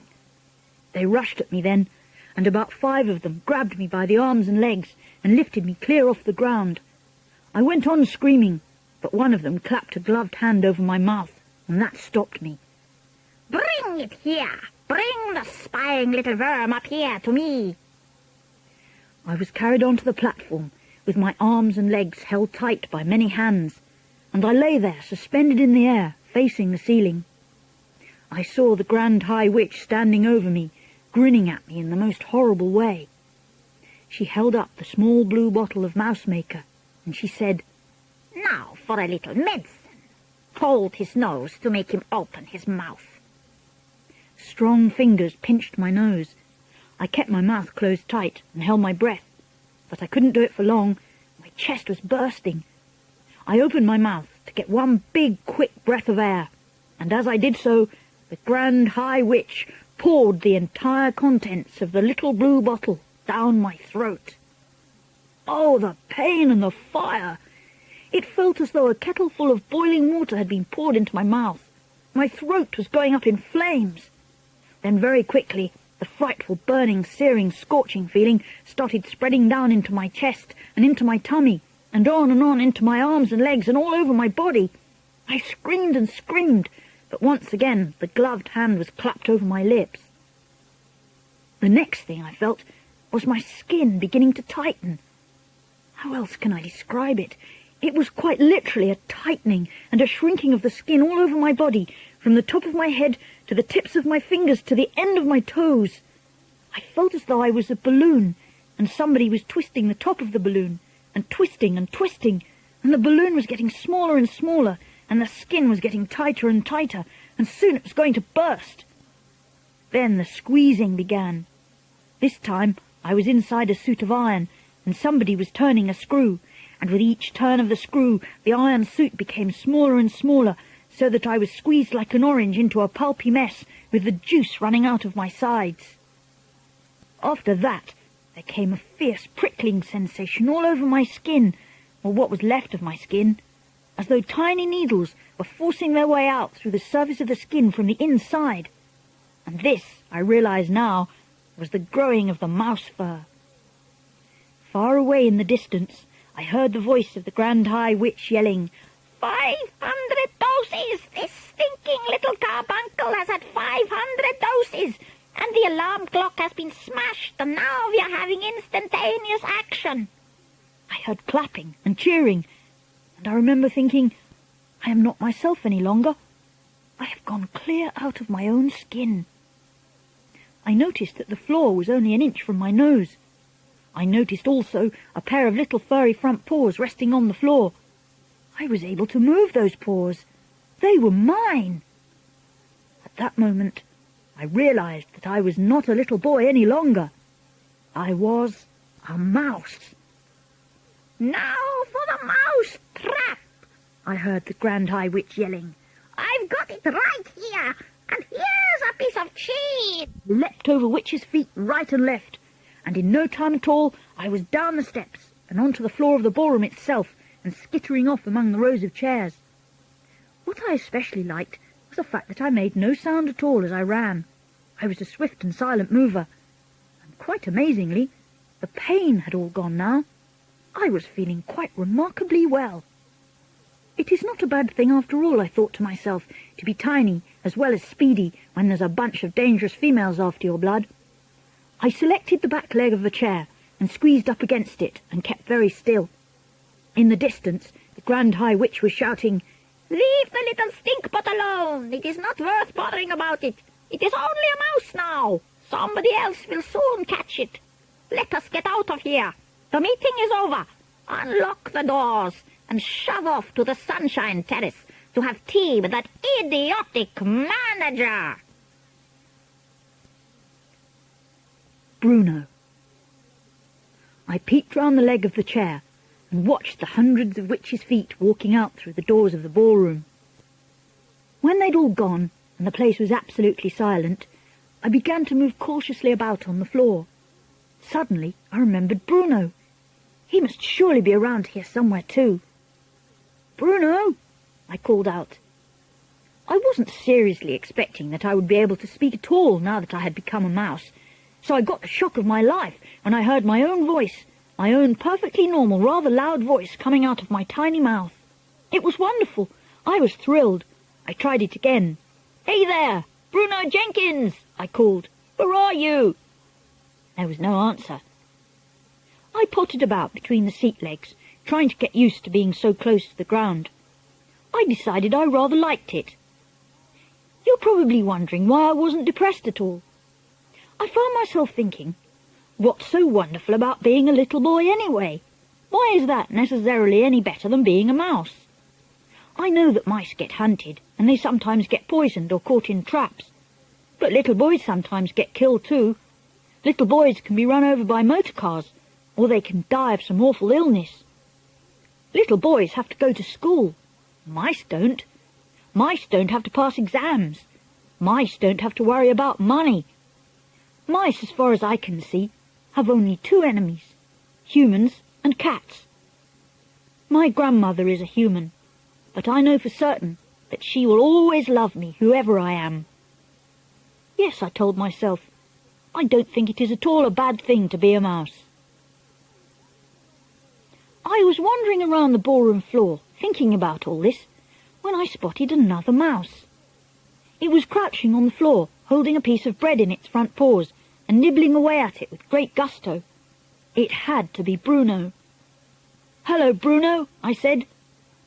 He glanced up at me for about 2 seconds, then went right on guzzling. What have you found? I asked him. One of them dropped it, he answered. It's a fish paste sandwich, pretty good. He too spoke with a perfectly normal voice. Listen, Bruno, I said. Now that we are both mice, I think we ought to start thinking a bit about the future. He stopped eating and stared at me with small black eyes. What do you mean, we? He said. The fact that you're a mouse has nothing to do with me. But you're a mouse too, Bruno. Don't be a fool, he said. I'm not a mouse. I'm afraid you are, Bruno. I most certainly am not, he shouted. Why are you insulting me? I haven't been rude to you. Why do you call me a mouse? Don't you know what's happened to you? I said. What on earth are you talking about? Bruno said. I have to inform you, I said, that not very long ago the witches turned you into a mouse. Then they did it to me. You're lying, he cried. I'm not a mouse. If you hadn't been so busy guzzling that sandwich, I said, you'd have noticed your hairy paws. Take a look at them. Bruno looked down at his paws. He jumped. Good grief, he cried. I am a mouse. You wait till my father hears about this. He may think it's an improvement, I said. I don't want to be a mouse, Bruno shouted, jumping up and down. I refuse to be a mouse. I'm Bruno Jenkins. There are worse things than being a mouse, I said. You can live in a hole. I don't want to live in a hole, Bruno shouted. And you can creep into the larder at night, I said, and nibble through all the packets of raisins and cornflakes and chocolate biscuits and everything else you can find. You can stay there all night eating yourself silly. That's what mice do. Now that's a thought, Bruno said, perking up a bit. You say a witch did this to me, Bruno said. Which witch? The one who gave you the chocolate bar in the hotel lobby yesterday, I told him. Don't you remember? The filthy old cow, he shouted. I'll get her for this.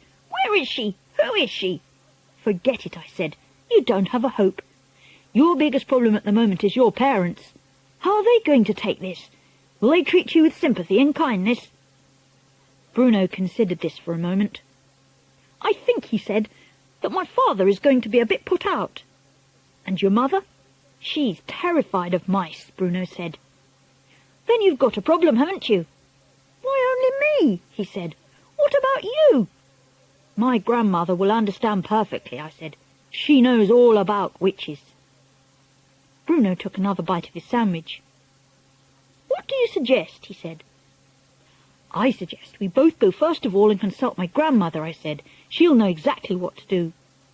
I moved towards the doors, which were standing open. Bruno, still grasping part of the sandwich in one paw, followed after me. When we get out into the corridor, I said, we're going to run like mad. Stick close to the wall all the way and follow me. Do not talk and do not let anyone see you. Don't forget that just about anyone who catches sight of you will try to kill you. I snatched the sandwich out of his paw and threw it away. Here goes, I said. Keep behind me. Hello, Grandmama. As soon as I was out of the ballroom, I took off like a flash. I streaked down the corridor, went through the lounge and the reading room and the library and the drawing room, and came to the stairs. Up the stairs I went, jumping quite easily from one to the other, keeping well in against the wall all the time. Are you with me, Bruno? I whispered. Right here, he said. My grandmother's room and my own were on the 5th floor. It was quite a climb, but we made it without meeting a single person on the way, because everyone was using the lift. On the 5th floor, I raced along the corridor to the door of my grandmother's room. A pair of her shoes was standing outside the door to be cleaned. Bruno was alongside me. What do we do now? He said. Suddenly, I caught sight of a chambermaid coming along the corridor towards us. Not the sort of person I wanted to meet in my present condition. Quick, I said to Bruno, hide in one of those shoes. I hopped into one shoe, and Bruno hopped into the other. I waited for the maid to walk past us. She didn't. When she came to the shoes, she bent down and picked them up. In doing this, she put her hand right inside the one I was hiding in. When one of her fingers touched me, I bit it. It was a silly thing to do, but I did it instinctively without thinking. The maid let out a scream that must have been heard by ships far out in the English Channel, and she dropped the shoes and ran like the wind down the corridor. My grandmother's door opened. "What on earth is going on out here?" she said. I darted between her legs into the room, and Bruno followed me. "Close the door, Grandmama," I cried. "Please hurry." She looked around and saw 2 small brown mice on the carpet. "Please close it," I said. And this time she actually saw me talking and recognized my voice. She froze and became absolutely motionless. Every part of her body, her fingers and hands and arms and head, became suddenly as stiff as a marble statue. Then she started to tremble. I thought she was going to faint and fall over. "Please close the door quickly, Grandmama," I said. "The chambermaid might come in." She somehow managed to gather herself together enough to close the door. She leaned against it, staring down at me, white-faced and shaking all over. I saw tears beginning to come out of her eyes and go dribbling down her cheeks. "Don't cry, Grandmama," I said. Things could be a lot worse. I did get away from them. I'm still alive. So is Bruno." Very slowly she bent down and picked me up with one hand. Then she picked Bruno up with the other hand and put us both on the table. There was a bowl of bananas in the centre of the table, and Bruno jumped straight into it and began tearing away with his teeth at one of the banana skins to get at the fruit inside. My grandmother grasped the arm of her chair to steady herself, but her eyes never left me. "Sit down, dear Grandmamma," I said. She collapsed into her chair. "Oh, my darling," she murmured, and now the tears were really streaming down her cheeks. "Oh, my poor sweet darling, what have they done to you?" "I know what they've done, Grandmamma, and I know what I am. But the funny thing is that I don't honestly feel especially bad about it. I don't even feel angry. In fact, I feel rather good. I know I'm not a boy any longer, and I never will be again, but I'll be quite all right as long as there's always you to look after me." "Of course I'll look after you," my grandmother murmured. "Who is the other one?" "That was a boy called Bruno Jenkins," I told her. "They got him first." My grandmother took a new long black cigar out of a case in her handbag and put it in her mouth. Then she got out a box of matches. She struck a match, but her fingers were shaking so much that the flame kept missing the end of the cigar. When she got it lit at last, she took a long pull and sucked in the smoke. That seemed to calm her down a bit. "Where did it happen? Where is the witch now? Is she in the hotel?" "Grandmamma," I said, "it wasn't just one. It was hundreds. They're all over the place. They're right here in the hotel this very moment." She leant forward and stared at me. You don't actually mean, you don't mean to tell me they're holding the annual meeting right here in the hotel?" "They've held it, Grandmamma. It's finished. I heard it all, and all of them, including the Grand High Witch herself, are downstairs now. They're pretending they're the Royal Society for the Prevention of Cruelty to Children. They're all having tea with the manager." "And they caught you?" "They smelt me out," I said. "Dog's droppings, was it?" she said, sighing. "I'm afraid so, but it wasn't strong. They very nearly didn't smell me because I hadn't had a bath for ages." "Children should never have baths. It's a dangerous habit." "I agree, Grandmamma." She paused, sucking at her cigar. "Do you really mean to tell me that they're all now downstairs having tea?" "I'm certain of it, Grandmamma." There was another pause. I could see the old glint of excitement slowly coming back into my grandmother's eyes, and all of a sudden she sat up very straight in her chair and said sharply, "Tell me everything, right from the beginning, and please hurry." I took a deep breath and began to talk. I told about going to the ballroom and hiding behind the screen to do my mouse training. I told about the notice saying Royal Society for the Prevention of Cruelty to Children. I told her all about the women coming in and sitting down, and about the small woman who appeared on the stage and took off her mask. Then I told her about all the others taking off their wigs and their gloves and their shoes, and how I saw before me a sea of bald, pimply heads, and how the women's fingers had little claws, and how their feet had no toes. My grandmother had come forward now in her armchair, so that she was sitting right on the edge of it.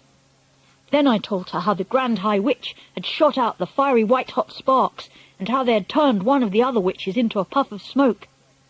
"I've heard about that, but I never quite believed it. You are the first non-witch ever to see it happening. I am told that the Grand High Witch makes it a rule to fry at least one witch at each annual meeting. She does it in order to keep the rest of them on their toes." "But they don't have any toes, Grandmamma." "I know they don't, my darling, but please go on." So then I told my grandmother about the delayed action mouse maker. And when I came to the bit about turning all the children of England into mice, she actually leapt out of her chair shouting, "I knew it! I knew they were brewing up something tremendous." "We've got to stop them," I said. She turned and stared at me. "You can't stop witches. Just look at the power that terrible Grand High Witch has in her eyes alone. She could kill any of us at any time with those white-hot sparks of hers. You saw it yourself." "Even so, Grandmamma, we've still got to stop her from turning all the children of England into mice." "You haven't quite finished. Tell me about Bruno. How did they get him?" So I described how Bruno Jenkins had come in, and how I had actually seen him with my own eyes being shrunk into a mouse. My grandmother looked at Bruno, who was guzzling away in the bowl of bananas. "Does he never stop eating?" she asked. "Never," I said. "Can you explain something to me, Grandmama?" "I'll try," she said. She reached out and lifted me off the table and put me on her lap. Very gently, she began stroking the soft fur along my back. It felt nice. "What is it you want to ask me, my darling?" she said. "The thing I don't understand," I said, "is how Bruno and I are still able to talk and think just as we did before." "It's quite simple. All they've done is to shrink you and give you 4 legs and a furry coat, but they haven't been able to change you into 100% mouse. You're still yourself in everything except your appearance. You've still got your own mind and your own brain and your own voice, and thank goodness for that." "So I'm not really an ordinary mouse at all," I said. "I'm a sort of mouse person." "Quite right. You are a human in mouse's clothing. You are very special." We sat there in silence for a few moments, while my grandmother went on stroking me very gently with one finger and puffing her cigar with the other hand. The only sound in the room was made by Bruno as he attacked the bananas in the bowl. I wasn't doing nothing as I lay there on her lap. I was thinking like mad. My brain was whizzing as it had never whizzed before. "Grandmama," I said, "I may have a bit of an idea." "Yes, my darling, what is it?" "The Grand High Witch told them her room was number 454, right?" "Right," she said. "Well, my room is number 554. Mine, 554, is on the 5th floor, so hers, 454, will be on the 4th floor." "That is correct." "Then don't you think it's possible that room 454 is directly underneath room 554? "That's more than likely. These modern hotels are all built like boxes of bricks. But what if it is?" "Would you please take me out onto my balcony so I can look down?" I said. All the rooms in the Hotel Magnificent had small private balconies. My grandmother carried me through into my own bedroom and out onto my balcony. We both peered down to the balcony immediately below. "Now, if that is her room," I said, "then I'll bet I could climb down there somehow and get in." "And get caught all over again. I won't allow it." At this moment, I said, all the witches are down on the Sunshine Terrace having tea with the manager. The Grand High Witch probably won't be back until 6 o'clock or just before. That's when she's going to dish out supplies of that foul formula to the ancient ones who are too old to climb trees after Grumple's eggs." "And what if you did manage to get into her room?" my grandmother said. "What then?" "Then I should try to find the place where she keeps her supply of delayed action mouse maker, and if I succeeded, then I would steal 1 bottle of it and bring it back here." "Could you carry it?" "I think so," I said. "It's a very small bottle." "I'm frightened of that stuff. What would you do with it if you did manage to get it?" "1 bottle is enough for 500 people," I said. "That would give each and every witch down there a double dose at least. We could turn them all into mice." My grandmother jumped about an inch in the air. "What an idea! It's fantastic, it's tremendous, you're a genius, my darling." "Wouldn't it be something?" I said. "Wouldn't that really be something?" "We'd get rid of every witch in England in one swoop, and the Grand High Witch into the bargain." "We've got to try it," I said. "Of course, there's a lot of work to do. Just for a start, supposing you did manage to get hold of one of those bottles, how would you get it into their food?" "We'll work that out later," I said. "Let's try to get the stuff first. How can we find out for sure if that's her room just below us?" "We shall check it out immediately. Come along, there's not a second to waste."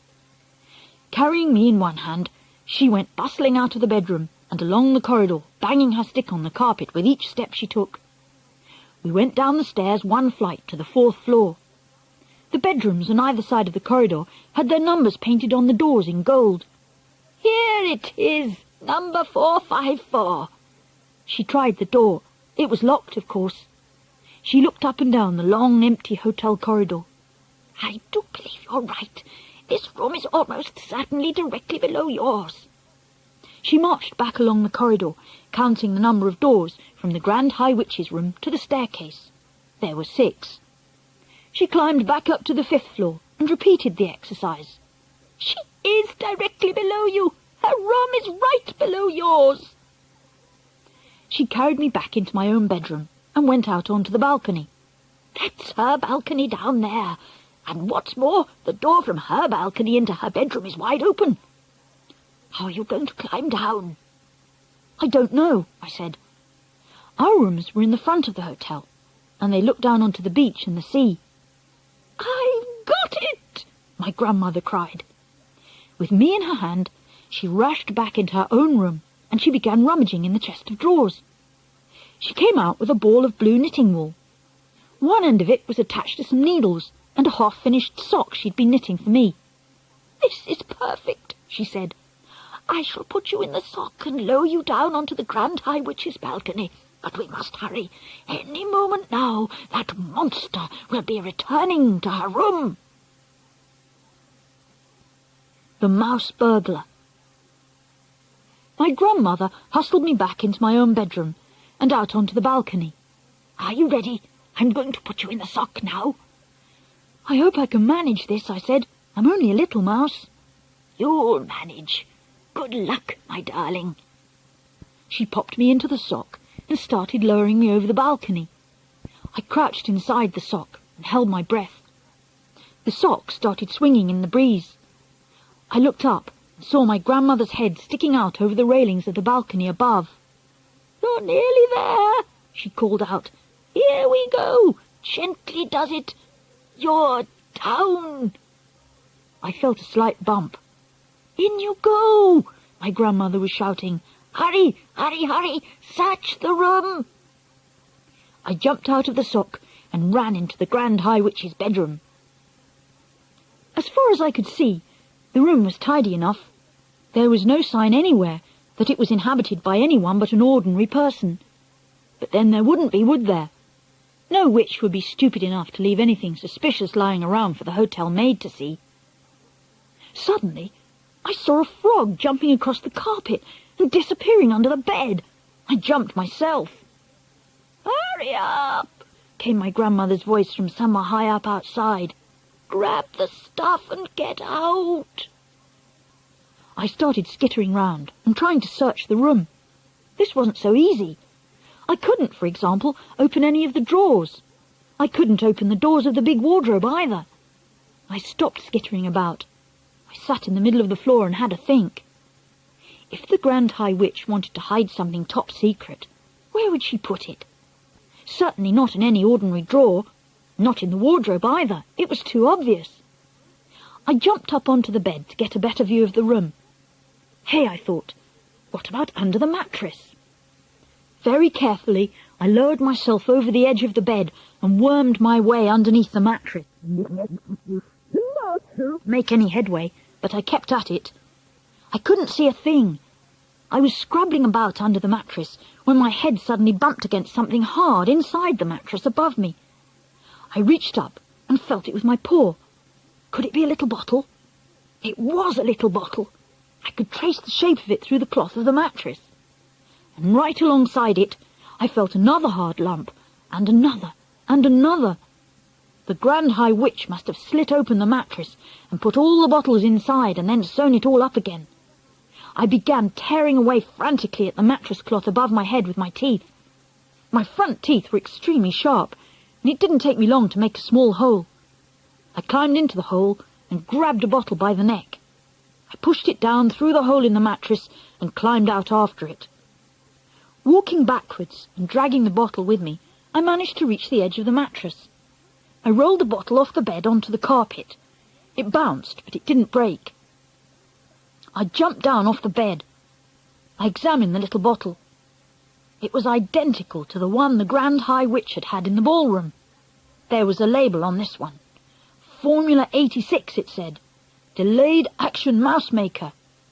Then it said, this bottle contains 500 doses. Eureka! I felt tremendously pleased with myself. 3 frogs came hopping out from under the bed. They crouched on the carpet, staring at me with large black eyes. I stared back at them.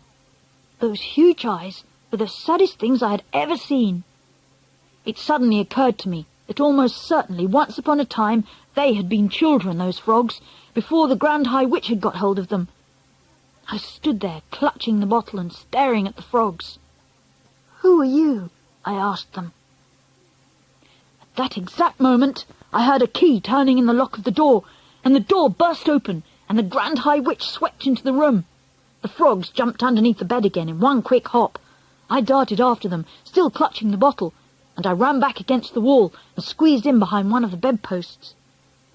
Suddenly, the Grand High Witch's face came into view, peering under the bed. "So there you are, my little froggies. You can stay where you are until I go to bed tonight. Then I shall throw you out of the window, and the seagulls can have you for supper." Suddenly, very loud and clear, there came the sound of my grandmother's voice through the open balcony door. "Hurry up, my darling," it shouted. "Do hurry up. You'd better come out quickly." "Who is calling?" snapped the Grand High Witch. I peeped round the bedpost and saw her walking across the carpet to the balcony door. "Who is this on my balcony?" she muttered. "Who is it who dares to trespass on my balcony?" She went through the door onto the balcony itself. "What is this knitting wool hanging down here?" I heard her saying. "Oh, hello," came my grandmother's voice. "I just dropped my knitting over the balcony by mistake, but it's all right. I've got hold of one end of it. I can pull it up myself, thank you all the same." I marvelled at the coolness of her voice. "Who were you talking to just now?" snapped the Grand High Witch. "Who were you telling to hurry up and come out quickly?" "I was talking to my little grandson," I heard my grandmother saying. "He's been in the bathroom for hours, and it's time he came out. He sits in there reading books, and he forgets completely where he is. Do you have any children, my dear?" "I do not," shouted the Grand High Witch, and she came quickly back into the bedroom, slamming the balcony door behind her. I was cooked. My escape route was closed. I was shut up in the room with the Grand High Witch and 3 terrified frogs. There came a knock on the bedroom door. "What is it this time?" shouted the Grand High Witch. "It is we ancient ones," said a meek voice from behind the door. "It is 6 o'clock, and we have come to collect the bottles that you promised us, oh, your grandness." I saw her crossing the carpet towards the door. The door was opened, and then I saw a whole lot of feet and shoes beginning to enter the room. They were coming in slowly and hesitantly, as though the owners of those shoes were frightened of entering. Come in, snapped the Grand High Witch. "Do not stand up there dithering in the corridor. I don't have all night." I saw my chance.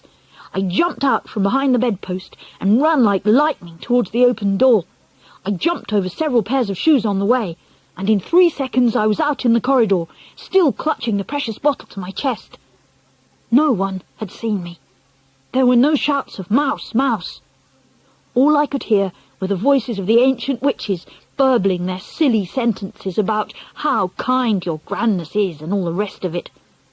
I went scampering down the corridor to the stairs and up 1 flight. I went to the 5th floor and then along the corridor again until I came to the door of my own bedroom. Thank goodness there was no one in sight. Using the bottom of the little bottle, I began tap-tap-tapping on the door. Tap, tap, tap, tap I went. Tap, tap, tap, tap, tap, tap. Would my grandmother hear me? I thought that she must. The bottle made quite a loud tap each time it struck. Tap, tap, tap, tap, tap, tap, just so long as nobody came along the corridor. But the door didn't open. I decided to take a risk. "Grandmama!" I shouted as loudly as I possibly could. "Grandmama! It's me! Let me in!" I heard her feet coming across the carpet, and the door opened. I went in like an arrow. "I've done it!" I cried, jumping up and down. "I got it, Grandmamma! Look, here it is! I got a whole bottle of it!" She closed the door. She bent down and picked me up and hugged me. "Oh, my darling, thank heavens you're safe." She took the little bottle from me and read the label aloud. "Formula 86, Delayed Action Mouse Maker. This bottle contains 500 doses. Oh, you brilliant darling boy! You're a wonder! You're a marvel! How on earth did you get out of her room?" "I nipped out when the ancient witches were coming in," I told her. "It was all a bit hairy, Grandmamma. I wouldn't want to do it again." "I saw her too," my grandmother said. "I know you did, Grandmamma. I heard you talking to each other. Didn't you think she was absolutely foul?" "She's a murderer. She's the most evil woman in the entire world." "Did you see her mask?" I asked. "It's amazing. It looks just like a real face. Even though I knew it was a mask, I still couldn't tell. Oh, my darling, I thought I'd never see you again. I'm so happy you got away." Mr. and Mrs. Jenkins meet Bruno. My grandmother carried me back into her own bedroom and put me on the table. She set the precious bottle down beside me. "What time are those witches having supper in the dining room?" 8 o'clock, I said. She looked at her watch. "It is now 6:10. We've got until 8 o'clock to work out our next move." Suddenly, her eye fell upon Bruno. He was still in the banana bowl on the table. He had eaten 3 bananas and was now attacking a 4th. He had become immensely fat. "That's quite enough," my grandmother said, lifting him out of the bowl and putting him on the tabletop. "I think it's time we return this little fellow to the bosom of his family. Don't you agree, Bruno?" Bruno scowled at her. I'd never seen a mouse scowl before, but he managed it. "My parents let me eat as much as I want," he said. "I'd rather be with them than with you." "Of course you would," my grandmother said. "Do you know where your parents might be at this moment?" "They were in the lounge not long ago," I said. "I saw them sitting there as we dashed through on our way up here." "Right. Let's go and see if they're still there. Do you want to come along?" "Yes, please," I said. "I shall put you both in my handbag. Keep quiet and stay out of sight." Her handbag was a large, bulgy black leather affair with a tortoiseshell clasp. She picked up Bruno and me and popped us into it. "I shall leave the clasp undone, but be sure to keep out of sight." I had no intention of keeping out of sight. I wanted to see everything. I seated myself in a little side pocket inside the bag near the clasp, and from there I was able to poke my head out whenever I wanted to. "Hey!" Bruno called out. "Give me the rest of that banana I was eating." "Oh, all right. Anything to keep you quiet." My grandmother dropped the half-eaten banana into the bag, then slung the bag over her arm and marched out of the room and went thumping along the corridor with her walking stick. We went down in the lift to the ground floor and made our way through the reading room to the lounge. And there, sure enough, sat Mr. and Mrs. Jenkins in a couple of armchairs with a low, round, glass-covered table between them. There were several other groups in there as well, but the Jenkinses were the only couple sitting alone. Mr. Jenkins was reading a newspaper. Mrs. Jenkins was knitting something. My grandmother, dressed in black lace, went thumping across the floor of the lounge and halted in front of the Jenkins table. "Are you Mr. and Mrs. Jenkins?" she asked. Mr. Jenkins looked at her over the top of his newspaper and frowned. "Yes," he said. "I am Mr. Jenkins. What can I do for you, madam?" "I'm afraid I have some rather alarming news for you. It's about your son, Bruno." "What about Bruno?" Mr. Jenkins said. Mrs. Jenkins looked up but went on knitting. "What's the little blighter been up to now?" Mr. Jenkins asked. "Raiding the kitchen, I suppose?" "It's a bit worse than that," my grandmother said. "Do you think we might go somewhere more private while I tell you all about it?" "Private?" Mr. Jenkins said. Why do we have to be private?" "This is not an easy thing for me to explain. I'd much rather we all went up to your room and sat down before I tell you any more." Mr. Jenkins lowered his paper. Mrs. Jenkins stopped knitting. "I don't want to go up to my room, madam," Mr. Jenkins said. "I'm quite comfortable here, thank you very much." He was a large, coarse man, and he wasn't used to being pushed around by anybody. "Kindly state your business, and then leave us alone," he added. My poor grandmother, who'd been doing her best to be as kind to them as possible, now began to bristle a bit herself. "We really can't talk in here. There are too many people. This is a rather delicate and personal matter." "I'll talk where I dashed well want to, madam," Mr. Jenkins said. "Come on now, out with it. If Bruno has broken a window or smashed your spectacles, then I'll pay for the damage, but I'm not budging out of this seat." One or two people in the room were beginning to stare at us now. "Where is Bruno anyway?" Mr. Jenkins said. "Tell him to come here and see me." "He's in my handbag." My grandmother patted the big floppy leather bag with her walking stick. "What the heck do you mean is in your handbag?" Mr. Jenkins shouted. "Are you trying to be funny?" Mrs. Jenkins said, very prim. "There's nothing funny about this. Your son has suffered a rather unfortunate mishap." "He's always suffering mishaps," Mr. Jenkins said. "He suffers from overeating, and then he suffers from wind. You should hear him after supper. He sounds like a brass band. But a good dose of castor oil soon puts him right again. Where is the little beggar?" "I've already told you," my grandmother said. "He's in my handbag." "This woman's mad," Mrs. Jenkins said. "Tell her to go away." "The plain fact is that your son Bruno has been rather drastically altered." "Altered?" shouted Mr. Jenkins. "What the devil do you mean, altered?" "Go away," Mrs. Jenkins said. "You're a silly old woman." "I am trying to tell you, as gently as I possibly can, that Bruno really is in my handbag. My own grandson actually saw them doing it to him." "Saw who doing what to him, for heaven's sake?" shouted Mr. Jenkins. He had a black moustache which jumped up and down when he shouted. "Saw the witches turning him into a mouse," my grandmother said. "Call the manager, dear," Mrs. Jenkins said to her husband. "Have this mad woman thrown out of the hotel." At this point, my grandmother's patience came to an end. She fished around in her handbag and found Bruno. She lifted him out and dumped him on the glass-topped table. Mrs. Jenkins took one look at the fat little brown mouse who was still chewing a piece of banana, and she let out a shriek that rattled the crystals on the chandelier. She sprang out of her chair, yelling, "It's the mouse! Take it away! I can't stand the things!" "It's Bruno," my grandmother said. "You nasty, cheeky old woman!" shouted Mr. Jenkins. He started flapping his newspaper at Bruno, trying to sweep him off the table. My grandmother rushed forward and managed to grab hold of him before he was swept away. Mrs. Jenkins was still screaming her head off, and Mr. Jenkins was towering over us and shouting, "Get out of here! How dare you frighten my wife like that? Take your filthy mouse away this instant!" "Help!" screamed Mrs. Jenkins.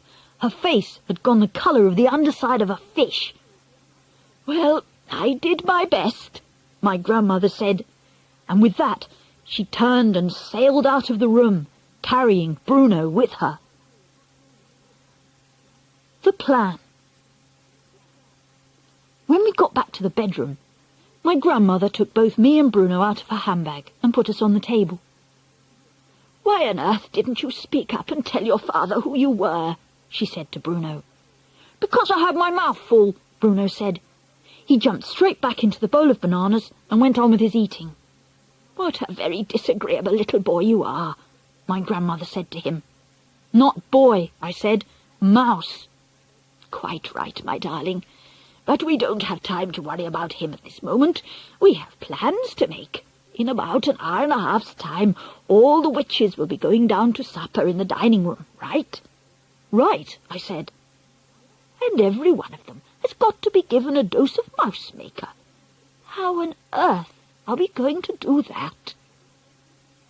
"Grandma," I said, "I think you're forgetting that that a mouse can go places where human beings can't. That's quite right. But even a mouse can't go creeping around on the tabletop carrying a bottle and sprinkling mouse-maker all over the witch's roast beef without being spotted. I wasn't thinking of doing it in the dining room, I said. Then where? In the kitchen, I said, while their food is being got ready. My grandmother stared at me. My darling child, I do believe that turning you into a mouse has doubled your brain power. The only thing is, I said, how will I know which food is theirs? Then you'll just have to creep into the kitchen and find a good hiding place and wait and listen. Just lie there in some dark cranny, listening and listening to what the cooks are saying. And then, with a bit of luck, somebody's going to give you a clue. Whenever they have a very big party to cook for, the food is always prepared separately. Now, at 7:30, I shall go down to the dining room for supper with you in my handbag. I shall then release you under the table, together with your precious bottle, and from then on you'll be on your own. You will have to work your way unseen across the dining room to the door that leads into the kitchen. There will be waiters going in and out of that door all the time. You will have to choose the right moment and nip in behind one of them. And whatever happens, you mustn't let them catch you. Don't go on about it, Grandmamma. You're making me nervous. You're a brave little fellow. I do love you. What shall we do with Bruno? I asked her. Bruno looked up. I'm coming with you, he said, speaking with his mouth full of banana. I'm not going to miss my supper. My grandmother considered this for a moment. I'll take you along, if you promise to stay in my bag and keep absolutely silent. Will you pass food down to me from the table? Bruno asked. Yes, if you promise to behave yourself. Would you like something to eat, my darling? No, thank you, I said. I'm too excited to eat, and I've got to keep fit and frisky for the big job ahead. It's a big job, all right. You'll never do a bigger one.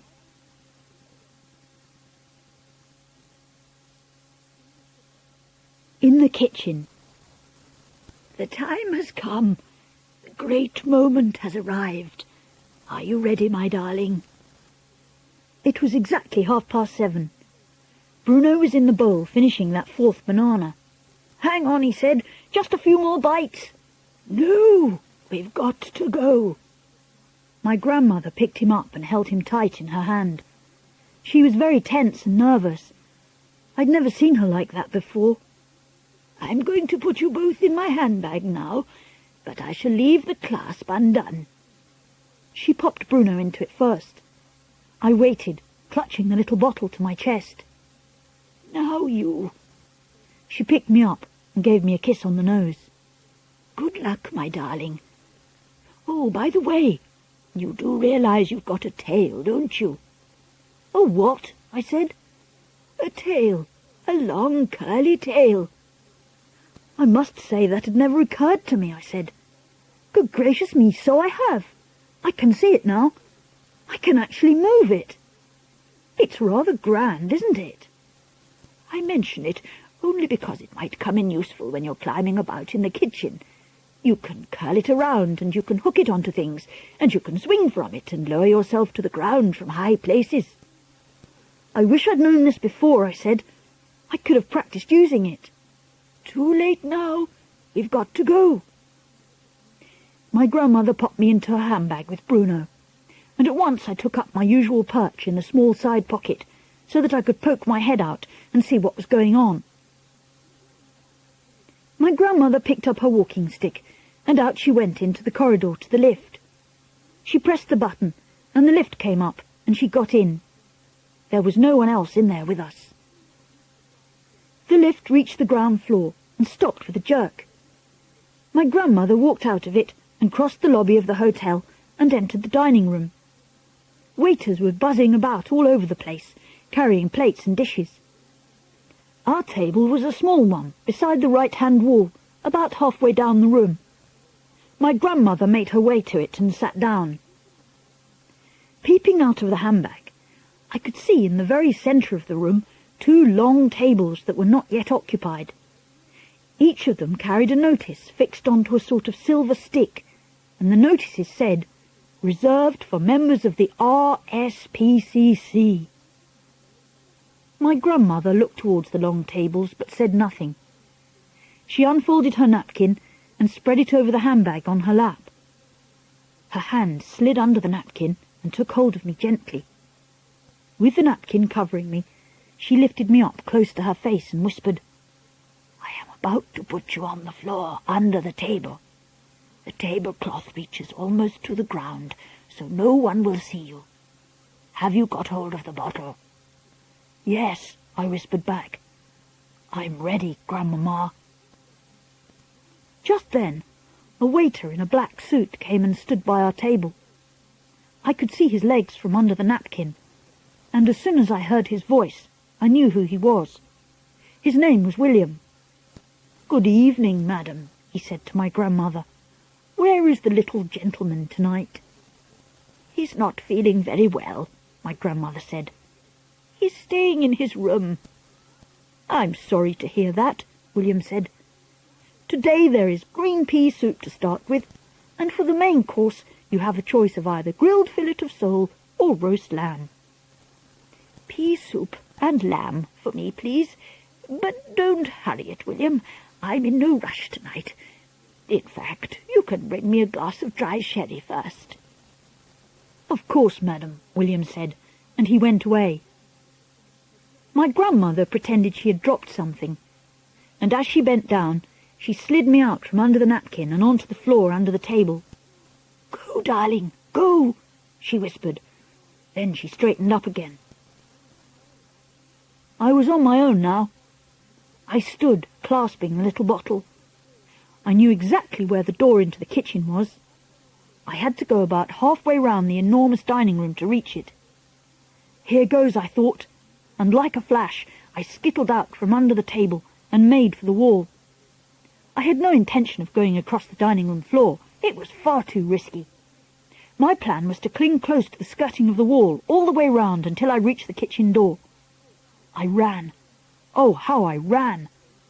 I don't think anyone saw me. They were all too busy eating. But to reach the door leading to the kitchen, I had to cross the main entrance to the dining room. I was just about to do this when in poured a great flood of females. I pressed myself against the wall, clutching the bottle. At first, I saw only the shoes and ankles of these women, who were surging in through the door. But when I glanced up a bit higher, I knew at once who they were. They were the witches coming in to dinner. I waited until they'd all passed me by. Then I dashed on towards the kitchen door. A waiter opened it to go in.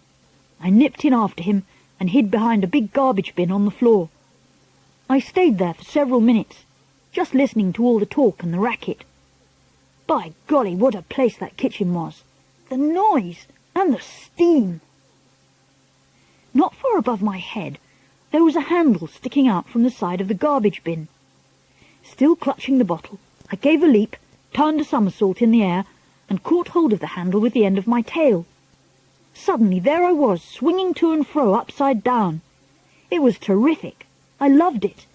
This, I told myself, is how a trapeze artist in a circus must feel as he goes swishing through the air, high up in the circus tent. The only difference was that his trapeze could only swing backwards and forwards. My trapeze, my tail, could swing me in any direction I wanted. Just then a waiter came in with a plate in his hand, and I heard him saying, "The old hag on table 14 says this meat is too tough. She wants another portion." One of the cooks said, "Give me her plate." I dropped to the floor and peeped round the garbage bin. I saw the cook scrape the meat off the plate and slap another bit on. Then he said, "Come on, boys, give us some gravy." He carried the plate round to everyone in the kitchen, and do you know what they did? Every one of those cooks and the kitchen boys spat onto the old lady's plate. "See how she likes it now," said the cook, handing the plate back to the waiter. Quite soon another waiter came in, and he shouted, "Everyone in the big RSPCC party wants the soup." That's when I started sitting up and taking notice. I was all ears now. I edged a bit further round the garbage bin so that I could see everything that was going on in the kitchen. A man with a tall white hat, who must have been the head chef, shouted, "Put the soup for the big party in the large silver soup tureen." I saw the head chef place a huge silver basin onto the wooden side bench that ran along the whole length of the kitchen against the opposite wall. Into that silver basin is where the soup is going, I told myself. So that's where the stuff in my little bottle must go as well. I noticed that high up near the ceiling, above the side bench, there was a long shelf crammed with saucepans and frying pans. If I can somehow clamber up onto that shelf, I thought, then I've got it made. I shall be directly above the silver basin. But first I must somehow get across to the other side of the kitchen, and then up onto the middle shelf. A great idea came to me. Once again I jumped up and hooked my tail around the handle of the garbage bin. Then, hanging upside down, I began to swing. Higher and higher I swung. I was remembering the trapeze artist in the circus I had seen last Easter, and the way he had got the trapeze swinging higher and higher and higher, and then let go and gone flying through the air. So just at the right moment, at the top of my swing, I let go with my tail and went soaring clear across the kitchen and made a perfect landing on the middle shelf. By golly, I thought, what marvellous things a mouse can do, and I'm only a beginner. No one had seen me. They were all far too busy with their pots and pans. From the middle shelf, I somehow managed to shinny up a little water pipe in the corner, and in no time at all, I was up on the very top shelf just under the ceiling. I began working my way along the shelf until I was directly above the big empty silver basin they were going to pour the soup into. I put down my bottle. I unscrewed the top and crept to the edge of the shelf and quickly poured what was in it straight into the silver basin below. The next moment, one of the cooks came along with a gigantic saucepan of steaming green soup and poured the whole lot into the silver basin. He put the lid on the basin and shouted, "Soup for the big party, all ready to go out." Then a waiter arrived and carried the silver basin away. I had done it. Even if I never got back alive to my grandmother, the witches were still going to get the mouse maker. I left the empty bottle behind a large saucepan and began working my way back along the top shelf. It was much easier to move about without the bottle. I began using my tail more and more. I swung from the handle of one saucepan to the handle of another, all the way along that top shelf. I kept right on swinging. I swung most marvellously from handle to handle, and I was enjoying myself so much that I completely forgot I was in full view of anyone in the kitchen who might happen to glance upwards. What came next happened so quickly I had no time to save myself. I heard a man's voice yelling, "A mouse! Look at that dirty little mouse!" And I caught a glimpse below me of a white-coated figure in a tall white hat. And then there was a flash of steel as the carving knife whizzed through the air, and there was a shoot of pain in the end of my tail, and suddenly I was falling and falling head first towards the floor. Even as I fell, I knew just what had happened. I knew that the tip of my tail had been cut off, and that I was about to crash onto the floor, and everyone in the kitchen would be after me. "A mouse!" they were shouting. "Kill it! Stamp on it!" The whole floor seemed to be full of black boots stamping away at me, and I dodged and swerved and twisted and turned, and then in sheer desperation, hardly knowing what I was doing, wanting only a place to hide, I ran up the trouser leg of one of the cooks and clung to his sock. "Hey!" the cook shouted. "Jeepers creepers, he's gone on my trouser! Hold on, boys! I'll get him this time!" The man's hands began slapping at the trouser leg, and now I really was going to get smashed if I didn't move quickly. There was only one way to go, and that was up. I dug my little claws into the hairy skin of the man's leg and scuttled upwards higher and higher. Very soon I reached the very top of the trouser leg, and there was nowhere else to go. I was in the middle of the man's trousers now, in the place where the two trouser legs meet and the zip begins. It was dark and awfully hot in there. I knew I had to keep going. I dashed onward and found the top of the other trouser leg. I went down it like greased lightning and came out to the bottom of it, and once again I was on the floor. I heard the stupid cook still shouting, "It's in my trousers! Get it out! Will somebody please help me to get it out before it bites me?" I caught a flashing glimpse of the entire kitchen staff crowding round him and laughing their heads off, and nobody saw the little brown mouse as it flew across the floor and dived into a sack of potatoes. I burrowed down in among the dirty potatoes and held my breath. The cook must have started taking his trousers right off, because now they were shouting, "It's not in there! There's no mouse in there, you silly twerp!" The fact that a tiny little creature like me had caused such a commotion among a bunch of grown-up men gave me a happy feeling. I couldn't help smiling in spite of the pain in my tail. I stayed where I was until I was sure they'd forgotten about me. Then I crept out of the potatoes and cautiously poked my tiny head over the edge of the sack. I had to get out of that kitchen and back to my grandmother. There was only one way to do this. I must make a dash clear across the floor and out through the door behind one of the waiters. I stayed quite still, watching for my chance. My tail was hurting terribly. I curled it round so as to have a look at it. About 2 inches of it were missing, and it was bleeding quite a lot. There was a waiter loading up with a batch of plates full of pink ice cream. He had a plate in each hand and 2 more balanced on each arm. He went towards the door. He pushed it open with his shoulder.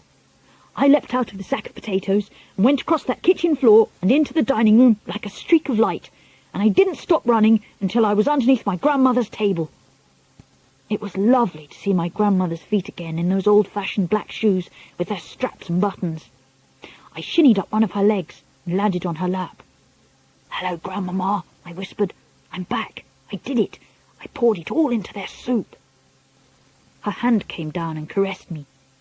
"Well done, my darling. Well done, you. They are at this very moment eating that soup." Suddenly she withdrew her hand. "You're bleeding. My darling, what's happened to you?" "One of the cooks cut off my tail with a carving knife," I whispered back. "It hurts like bilio." "Let me look at it." She bent her head and examined my tail. "You poor little thing. I'm going to bandage it up with my handkerchief. That will stop the bleeding." She fished a small lace-edged handkerchief out of her bag, and this she somehow managed to wrap around the end of my tail.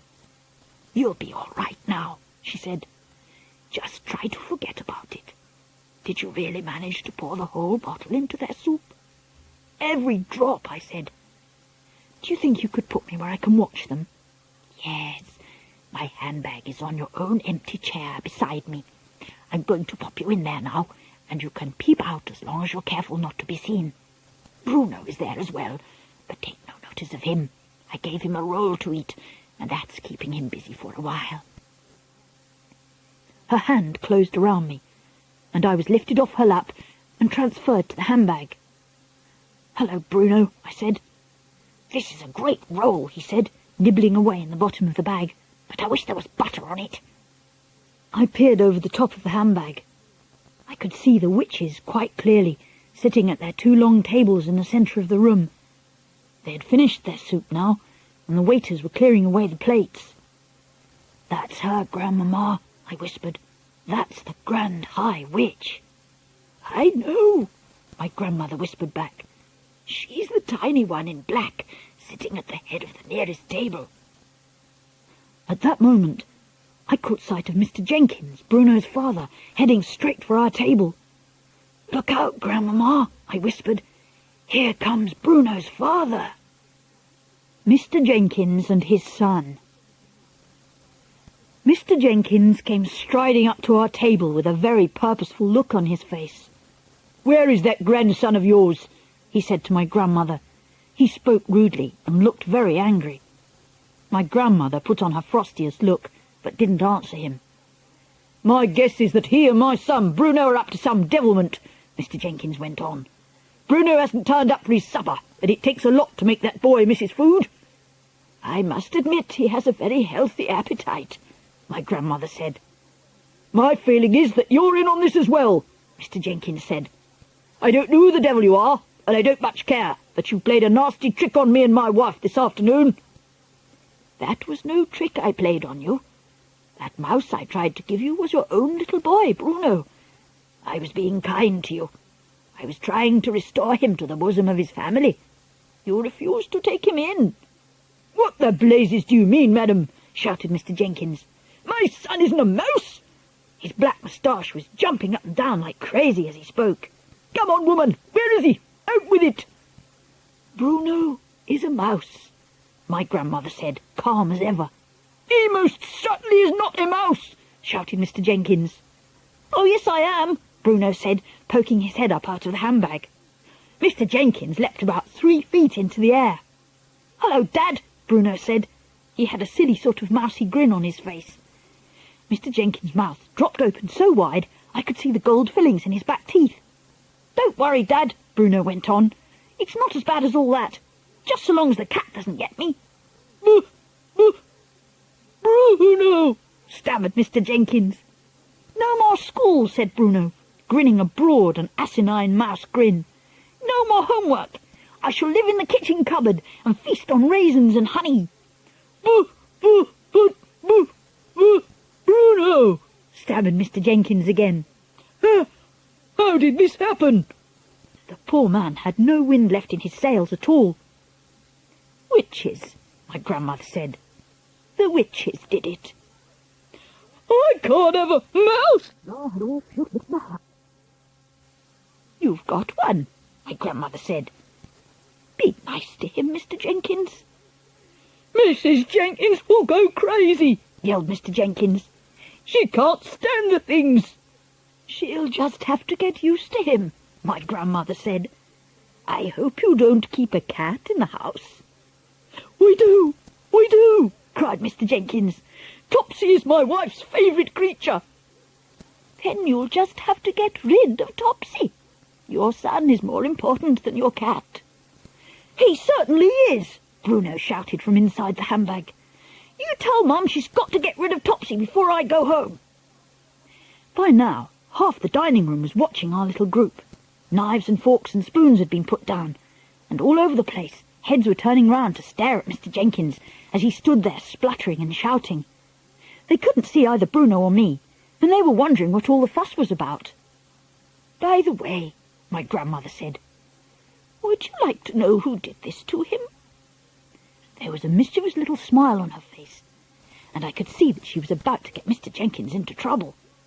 Who? He cried. Who did it? That woman over there, my grandmother said. The small one, in a black dress, at the head of the long table. She's RSPCC, cried Mr. Jenkins. She's the chairwoman. No, she's not, my grandmother said. She's the Grand High Witch of all the world. You mean she did it? That skinny little woman over there? Shouted Mr. Jenkins, pointing at her with a long finger. By gad, I'll make her pay through the nose. I wouldn't do anything rash, my grandmother said to him. That woman has magic powers. She might decide to turn you into something even sillier than a mouse. A cockroach, perhaps. Turn me into a cockroach, shouted Mr. Jenkins, puffing out his chest. I'd like to see her try. He swung around and started marching across the dining room towards the Grand High Witch's table. My grandmother and I watched him. Bruno had jumped up onto our table and was also watching his father. Practically everyone in the dining room was watching Mr. Jenkins now. I stayed where I was, peeping out of my grandmother's handbag. I thought it might be wiser to stay put. The Triumph. Mr. Jenkins had not gone more than a few paces towards the Grand High Witch's table when a piercing scream rose high above all the other noises in the room, and at the same moment I saw the Grand High Witch go shooting up into the air. Now she was standing on her chair, still screaming. Now she was on the tabletop, waving her arms. What on earth's happening, Grandmamma? Wait, my grandmother said. Keep quiet and watch. Suddenly, all the other witches, more than 80 of them, were beginning to scream and jump up out of their seats as though spikes were being stuck into their bottoms. Some were standing on chairs, some were up on the tables, and all of them were wiggling about and waving their arms in the most extraordinary manner. Then, all at once, they became quiet. Then they stiffened. Every single witch stood there as stiff and silent as a corpse. The whole room became deathly still. "They're shrinking, Grandmama," I said. "They're shrinking just like I did." "I know they are," my grandmother said. "It's the mouse maker," I cried. "Look, some of them are growing fur on their faces. Why is it working so quickly, Grandmama?" "I'll tell you why. Because all of them have had massive overdoses just like you. It's thrown the alarm clock right out of whack." Everyone in the dining room was standing up now to get a better view. People were moving closer. They were beginning to crowd round the two long tables. My grandmother lifted Bruno and me up so that we wouldn't miss any of the fun. In her excitement, she jumped up onto her chair so that she could see over the heads of the crowd. In another few seconds, all the witches had completely disappeared, and the tops of the two long tables were swarming with small brown mice. All over the dining room, women were screaming, and strong men were turning white in the face and shouting, "It's crazy! This can't happen! Let's get the heck out of here quick!" Waiters were attacking the mice with chairs and wine bottles and anything else that came to hand. I saw a chef in a tall white hat rushing out from the kitchen, brandishing a frying pan, and another one just behind him was wielding a carving knife above his head, and everyone was yelling, "Mice, mice, mice! We must get rid of the mice!" Only the children in the room were really enjoying it. They all seemed to know instinctively that something good was going on right there in front of them, and they were all clapping and cheering and laughing like mad. "It's time to go," my grandmother said. "Our work is done." She got down off her chair and picked up her handbag and slung it over her arm. She had me in her right hand and Bruno in her left. "Bruno, the time has come to restore you to the famous bosom of your family." "My mum's not very crazy about mice," Bruno said. "So I noticed. She'll just have to get used to you, won't she?" It wasn't difficult to find Mr. and Mrs. Jenkins. You could hear Mrs. Jenkins' shrill voice all over the room. "Herbert!" it was screaming. "Herbert, get me out of here! There's mice everywhere! They'll go up my skirts!" My grandmother advanced upon them and thrust Bruno into Mr. Jenkins' hands. "Here's your little boy. He needs to go on a diet." "Hi, Dad," Bruno said. "Hi, Mum." Mrs. Jenkins screamed even louder. My grandmother, with me in her hand, turned and marched out of the room. She went straight across the hotel lobby and out through the front entrance into the open air. "Is there a taxi here?" my grandmother said to the tall doorman in his green uniform. "Certainly, madam," he said, and he put 2 fingers into his mouth and blew a long, shrill whistle. I watched him with envy. For weeks I'd been trying to whistle like that, but I hadn't succeeded once. Now I never would. The taxi came. The driver was an oldish man with a thick black drooping moustache. The moustache hung over his mouth like the roots of some plant. "Where to, madam?" he asked. Suddenly he caught sight of me, a little mouse, nestling in my grandmother's hand. "Blimey," he said. "What's that?" "It's my grandson," my grandmother said. "Drive us to the station, please." "I always liked mice," the old taxi driver said. "I used to keep hundreds of them when I was a boy. Mice is the fastest breeders in the world. Did you know that, ma'am?" "Drive us to the station, please," my grandmother said, looking prim. "Yes, ma'am," he said. "Right away." My grandmother got into the back of the taxi and sat down and put me on her lap. "Are we going home?" I asked her. "Yes," she answered. "Back to Norway." "Hooray!" I cried. "Oh, hooray, hooray, hooray!" "I thought you'd like that," she said. "But what about our luggage?" "Who cares about luggage? How are you feeling?" "Fine," I said. "Quite marvellous." She began stroking the fur on the back of my neck with one finger. "We have accomplished great feats today," she said. "It's been terrific," I said. "Absolutely terrific." The Heart of a Mouse. It was lovely to be back in Norway once again in my grandmother's fine old house. But now that I was so small, everything looked different, and it took me quite a while to find my way around. Mine was a world of carpets and table legs and chair legs, and the little crannies behind large pieces of furniture. A closed door could not be opened, and nothing could be reached that was on a table. But after a few days, my grandmother began to invent gadgets for me in order to make life a bit easier. She got a carpenter to put together a number of slim, tall step-ladders, and she placed one of these against each table in the house so that I could climb up whenever I wanted to.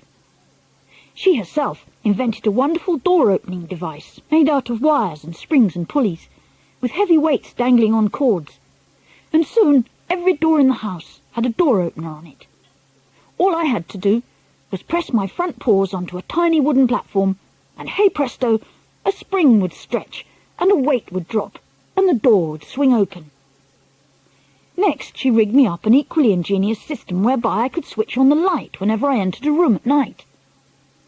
I cannot explain how it worked, because I know nothing about electricity. But there was a little button let into the floor near the door in every room in the house, and when I pressed the button gently with one paw, the light would come on. When I pressed it a second time, the light would go off again. My grandmother made me a tiny toothbrush using a matchstick for the handle. For a bathtub, she gave me a silver sugar basin, and I bathed in it every night before going to bed. She allowed no one else into the house, not even a servant or a cook. We kept entirely to ourselves, and we were very happy in each other's company. One evening, as I lay on my grandmother's lap in front of the fire, I said, "Can I ask you something, Grandmamma?" "Ask me anything you like, my darling." "How long does a mouse live?" "Ah, I've been waiting for you to ask me that." There was a silence. She sat there smoking away and gazing at the fire. "Well," I said, "how long do we live, us mice?" "I have been reading about mice. I have been trying to find out everything I can about them." "Go on then, Grandmamma. Why don't you tell me?" "If you really want to know, I'm afraid a mouse doesn't live for a very long time." "How long?" I asked. "Well, an ordinary mouse only lives for about 3 years. But you are not an ordinary mouse. You are a mouse person, and that is a very different matter." "How different?" I asked. "How long does a mouse person live, Grandmamma?" "Longer, much longer." "How much longer?" I asked. "A mouse person will almost certainly live for 3 times as long as an ordinary mouse, about 9 years. "Good!" I cried. "That's great! It's the best news I've ever had." "Why do you say that?" "Because I would never want to live longer than you," I said. "I couldn't stand being looked after by anyone else." There was a short silence. She had a way of fondling me behind the ears with the tip of one finger. It felt lovely. "How old are you, Grandmamma?" I asked. "I'm 86. "Will you live another 8 or 9 years?" "I might, with a bit of luck." "You've got to," I said, "because by then I'll be a very old mouse, and you'll be a very old grandmother, and soon after that we'll both die together." That would be perfect. I had a little doze after that. I just shut my eyes and thought of nothing, and felt at peace with the world. "My darling," she said at last, "are you sure you don't mind being a mouse for the rest of your life?" "I don't mind at all," I said. "It doesn't matter who you are, or what you look like, so long as somebody loves you." It's off to work we go. For supper that evening, my grandmother had a plain omelette and 1 slice of bread. I had a piece of that brown Norwegian goat's milk cheese known as geitost, which I had loved even when I was a boy. We ate in front of the fire, my grandmother in her armchair, and me on the table with my cheese on a small plate. "Grandmamma," I said, "now that we have done away with the Grand High Witch, will all the other witches in the world gradually disappear?" "I'm quite sure they won't." I stopped chewing and stared at her. "But they must," I cried. "Surely they must." "I'm afraid not." "But if she's not there any longer, how are they going to get all the money they need? And who's going to give them orders and jazz them up at the annual meetings and invent all their magic formulas for them?" "When a queen bee dies, there is always another queen in the hive ready to take her place. It's the same with witches. In the great headquarters where the Grand High Witch lives, there is always another Grand High Witch waiting in the wings to take over should anything happen." "Oh, no," I cried. "That means everything we did was for nothing. Have I become a mouse for nothing at all?" "We saved the children of England. I don't call that nothing." I know, I cried. "But that's not nearly good enough. I felt sure that all the witches of the world would slowly fade away after we'd got rid of their leader. Now you tell me that everything is going to go on just the same as before." "Not exactly as before. For instance, there are no longer any witches in England. That's quite a triumph, isn't it?" "But what about the rest of the world?" I cried. "What about America and France and Holland and Germany? And what about Norway?" "You must not think I have been sitting back and doing nothing these last few days. I have been giving a great deal of thought and time to that particular problem." I was looking up at her face when she said this, and all at once I noticed that a little secret smile was beginning to spread slowly around her eyes and the corners of her mouth. "Why are you smiling, Grandmamma?" I asked her. "I have some rather interesting news for you." "What news?" "Shall I tell it to you right from the beginning?" "Yes, please," I said. "I like good news." She had finished her omelette, and I had had enough of my cheese.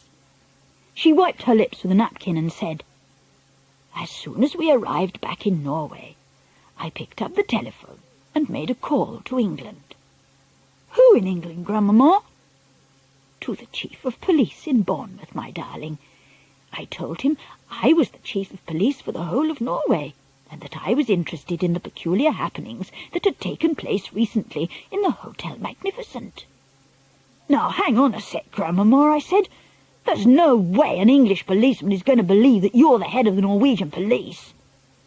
"I am very good at imitating a man's voice. Of course he believed me.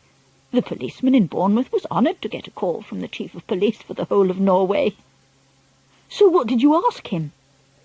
"I asked him for the name and address of the lady who'd been living in room 454 in the Hotel Magnificent, the one who disappeared."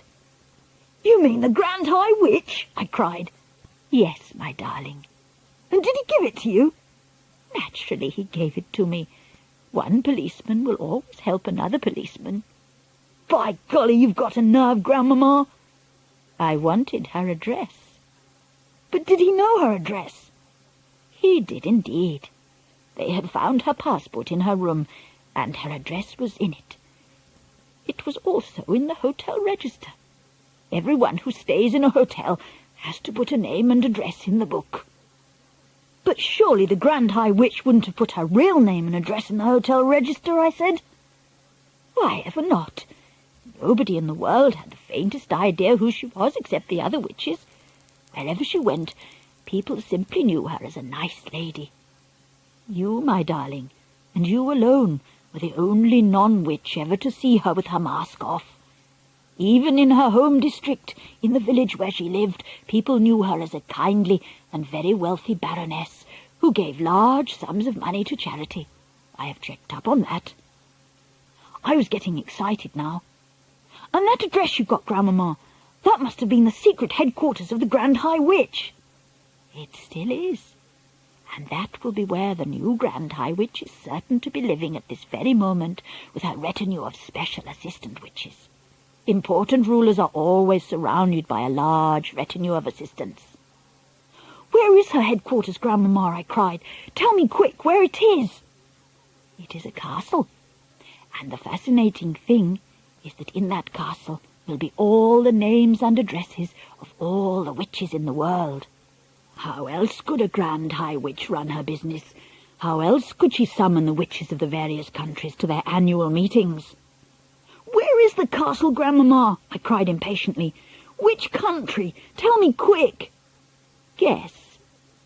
Norway, I cried. Right first time. High up in the mountains above a small village. This was thrilling news. I did a little dance of excitement on the tabletop. My grandmother was getting pretty worked up herself, and now she heaved herself out of her chair and began pacing up and down the room, thumping the carpet with her stick. So we have work to do, you and I. We have a great task ahead of us. Thank heavens you're a mouse. A mouse can go anywhere. All I'll have to do is put you down somewhere near the Grand High Witch's castle, and you will very easily be able to get inside it and creep around looking and listening to your heart's content. I will, I answered. No one will ever see me. Moving about in a big castle will be child's play compared with going into a crowded kitchen full of cooks and waiters. You could spend days in there if necessary. In her excitement, my grandmother was waving her stick all over the place, and suddenly she knocked over a tall and very beautiful vase that went crashing onto the floor and smashed into 1,000,000 pieces. Forget it, it's only Ming. You could spend weeks in that castle if you wanted to, and they'd never know you were there. I myself would get a room in the village, and you could sneak out of the castle and have supper with me every night and tell me what was going on. I could, I cried out. And inside the castle I could go snooping around simply everywhere. But your main job, of course, would be to destroy every witch in the place. That really would be the end of the whole organization. Me destroy them? I cried. How could I do that? Can't you guess? Tell me, I said. Mouse Maker! Formula 86 delayed action mouse maker all over again. You will feed it to everyone in the castle by putting drops of it into their food. You do remember the recipe, don't you? Every bit of it, I answered. You mean we're going to make it ourselves? Why not? If they can make it, so can we. It's just a question of knowing what goes into it. Who's going to climb up the tall trees to get the gruntle's eggs? I asked her. I will. I'll do it myself. There's plenty of life in this old dog yet. I think I'd better do that part of it, Grandmamma. You might come a cropper. Those are just details. We shall let nothing stand in our way. And what happens after that? I asked her. After the new Grand High Witch and everyone else in the castle have been turned into mice. Then the castle will be completely empty, and I shall come in and join you, and... Wait, I cried. Hold on, Grandmamma. I've just had a nasty thought.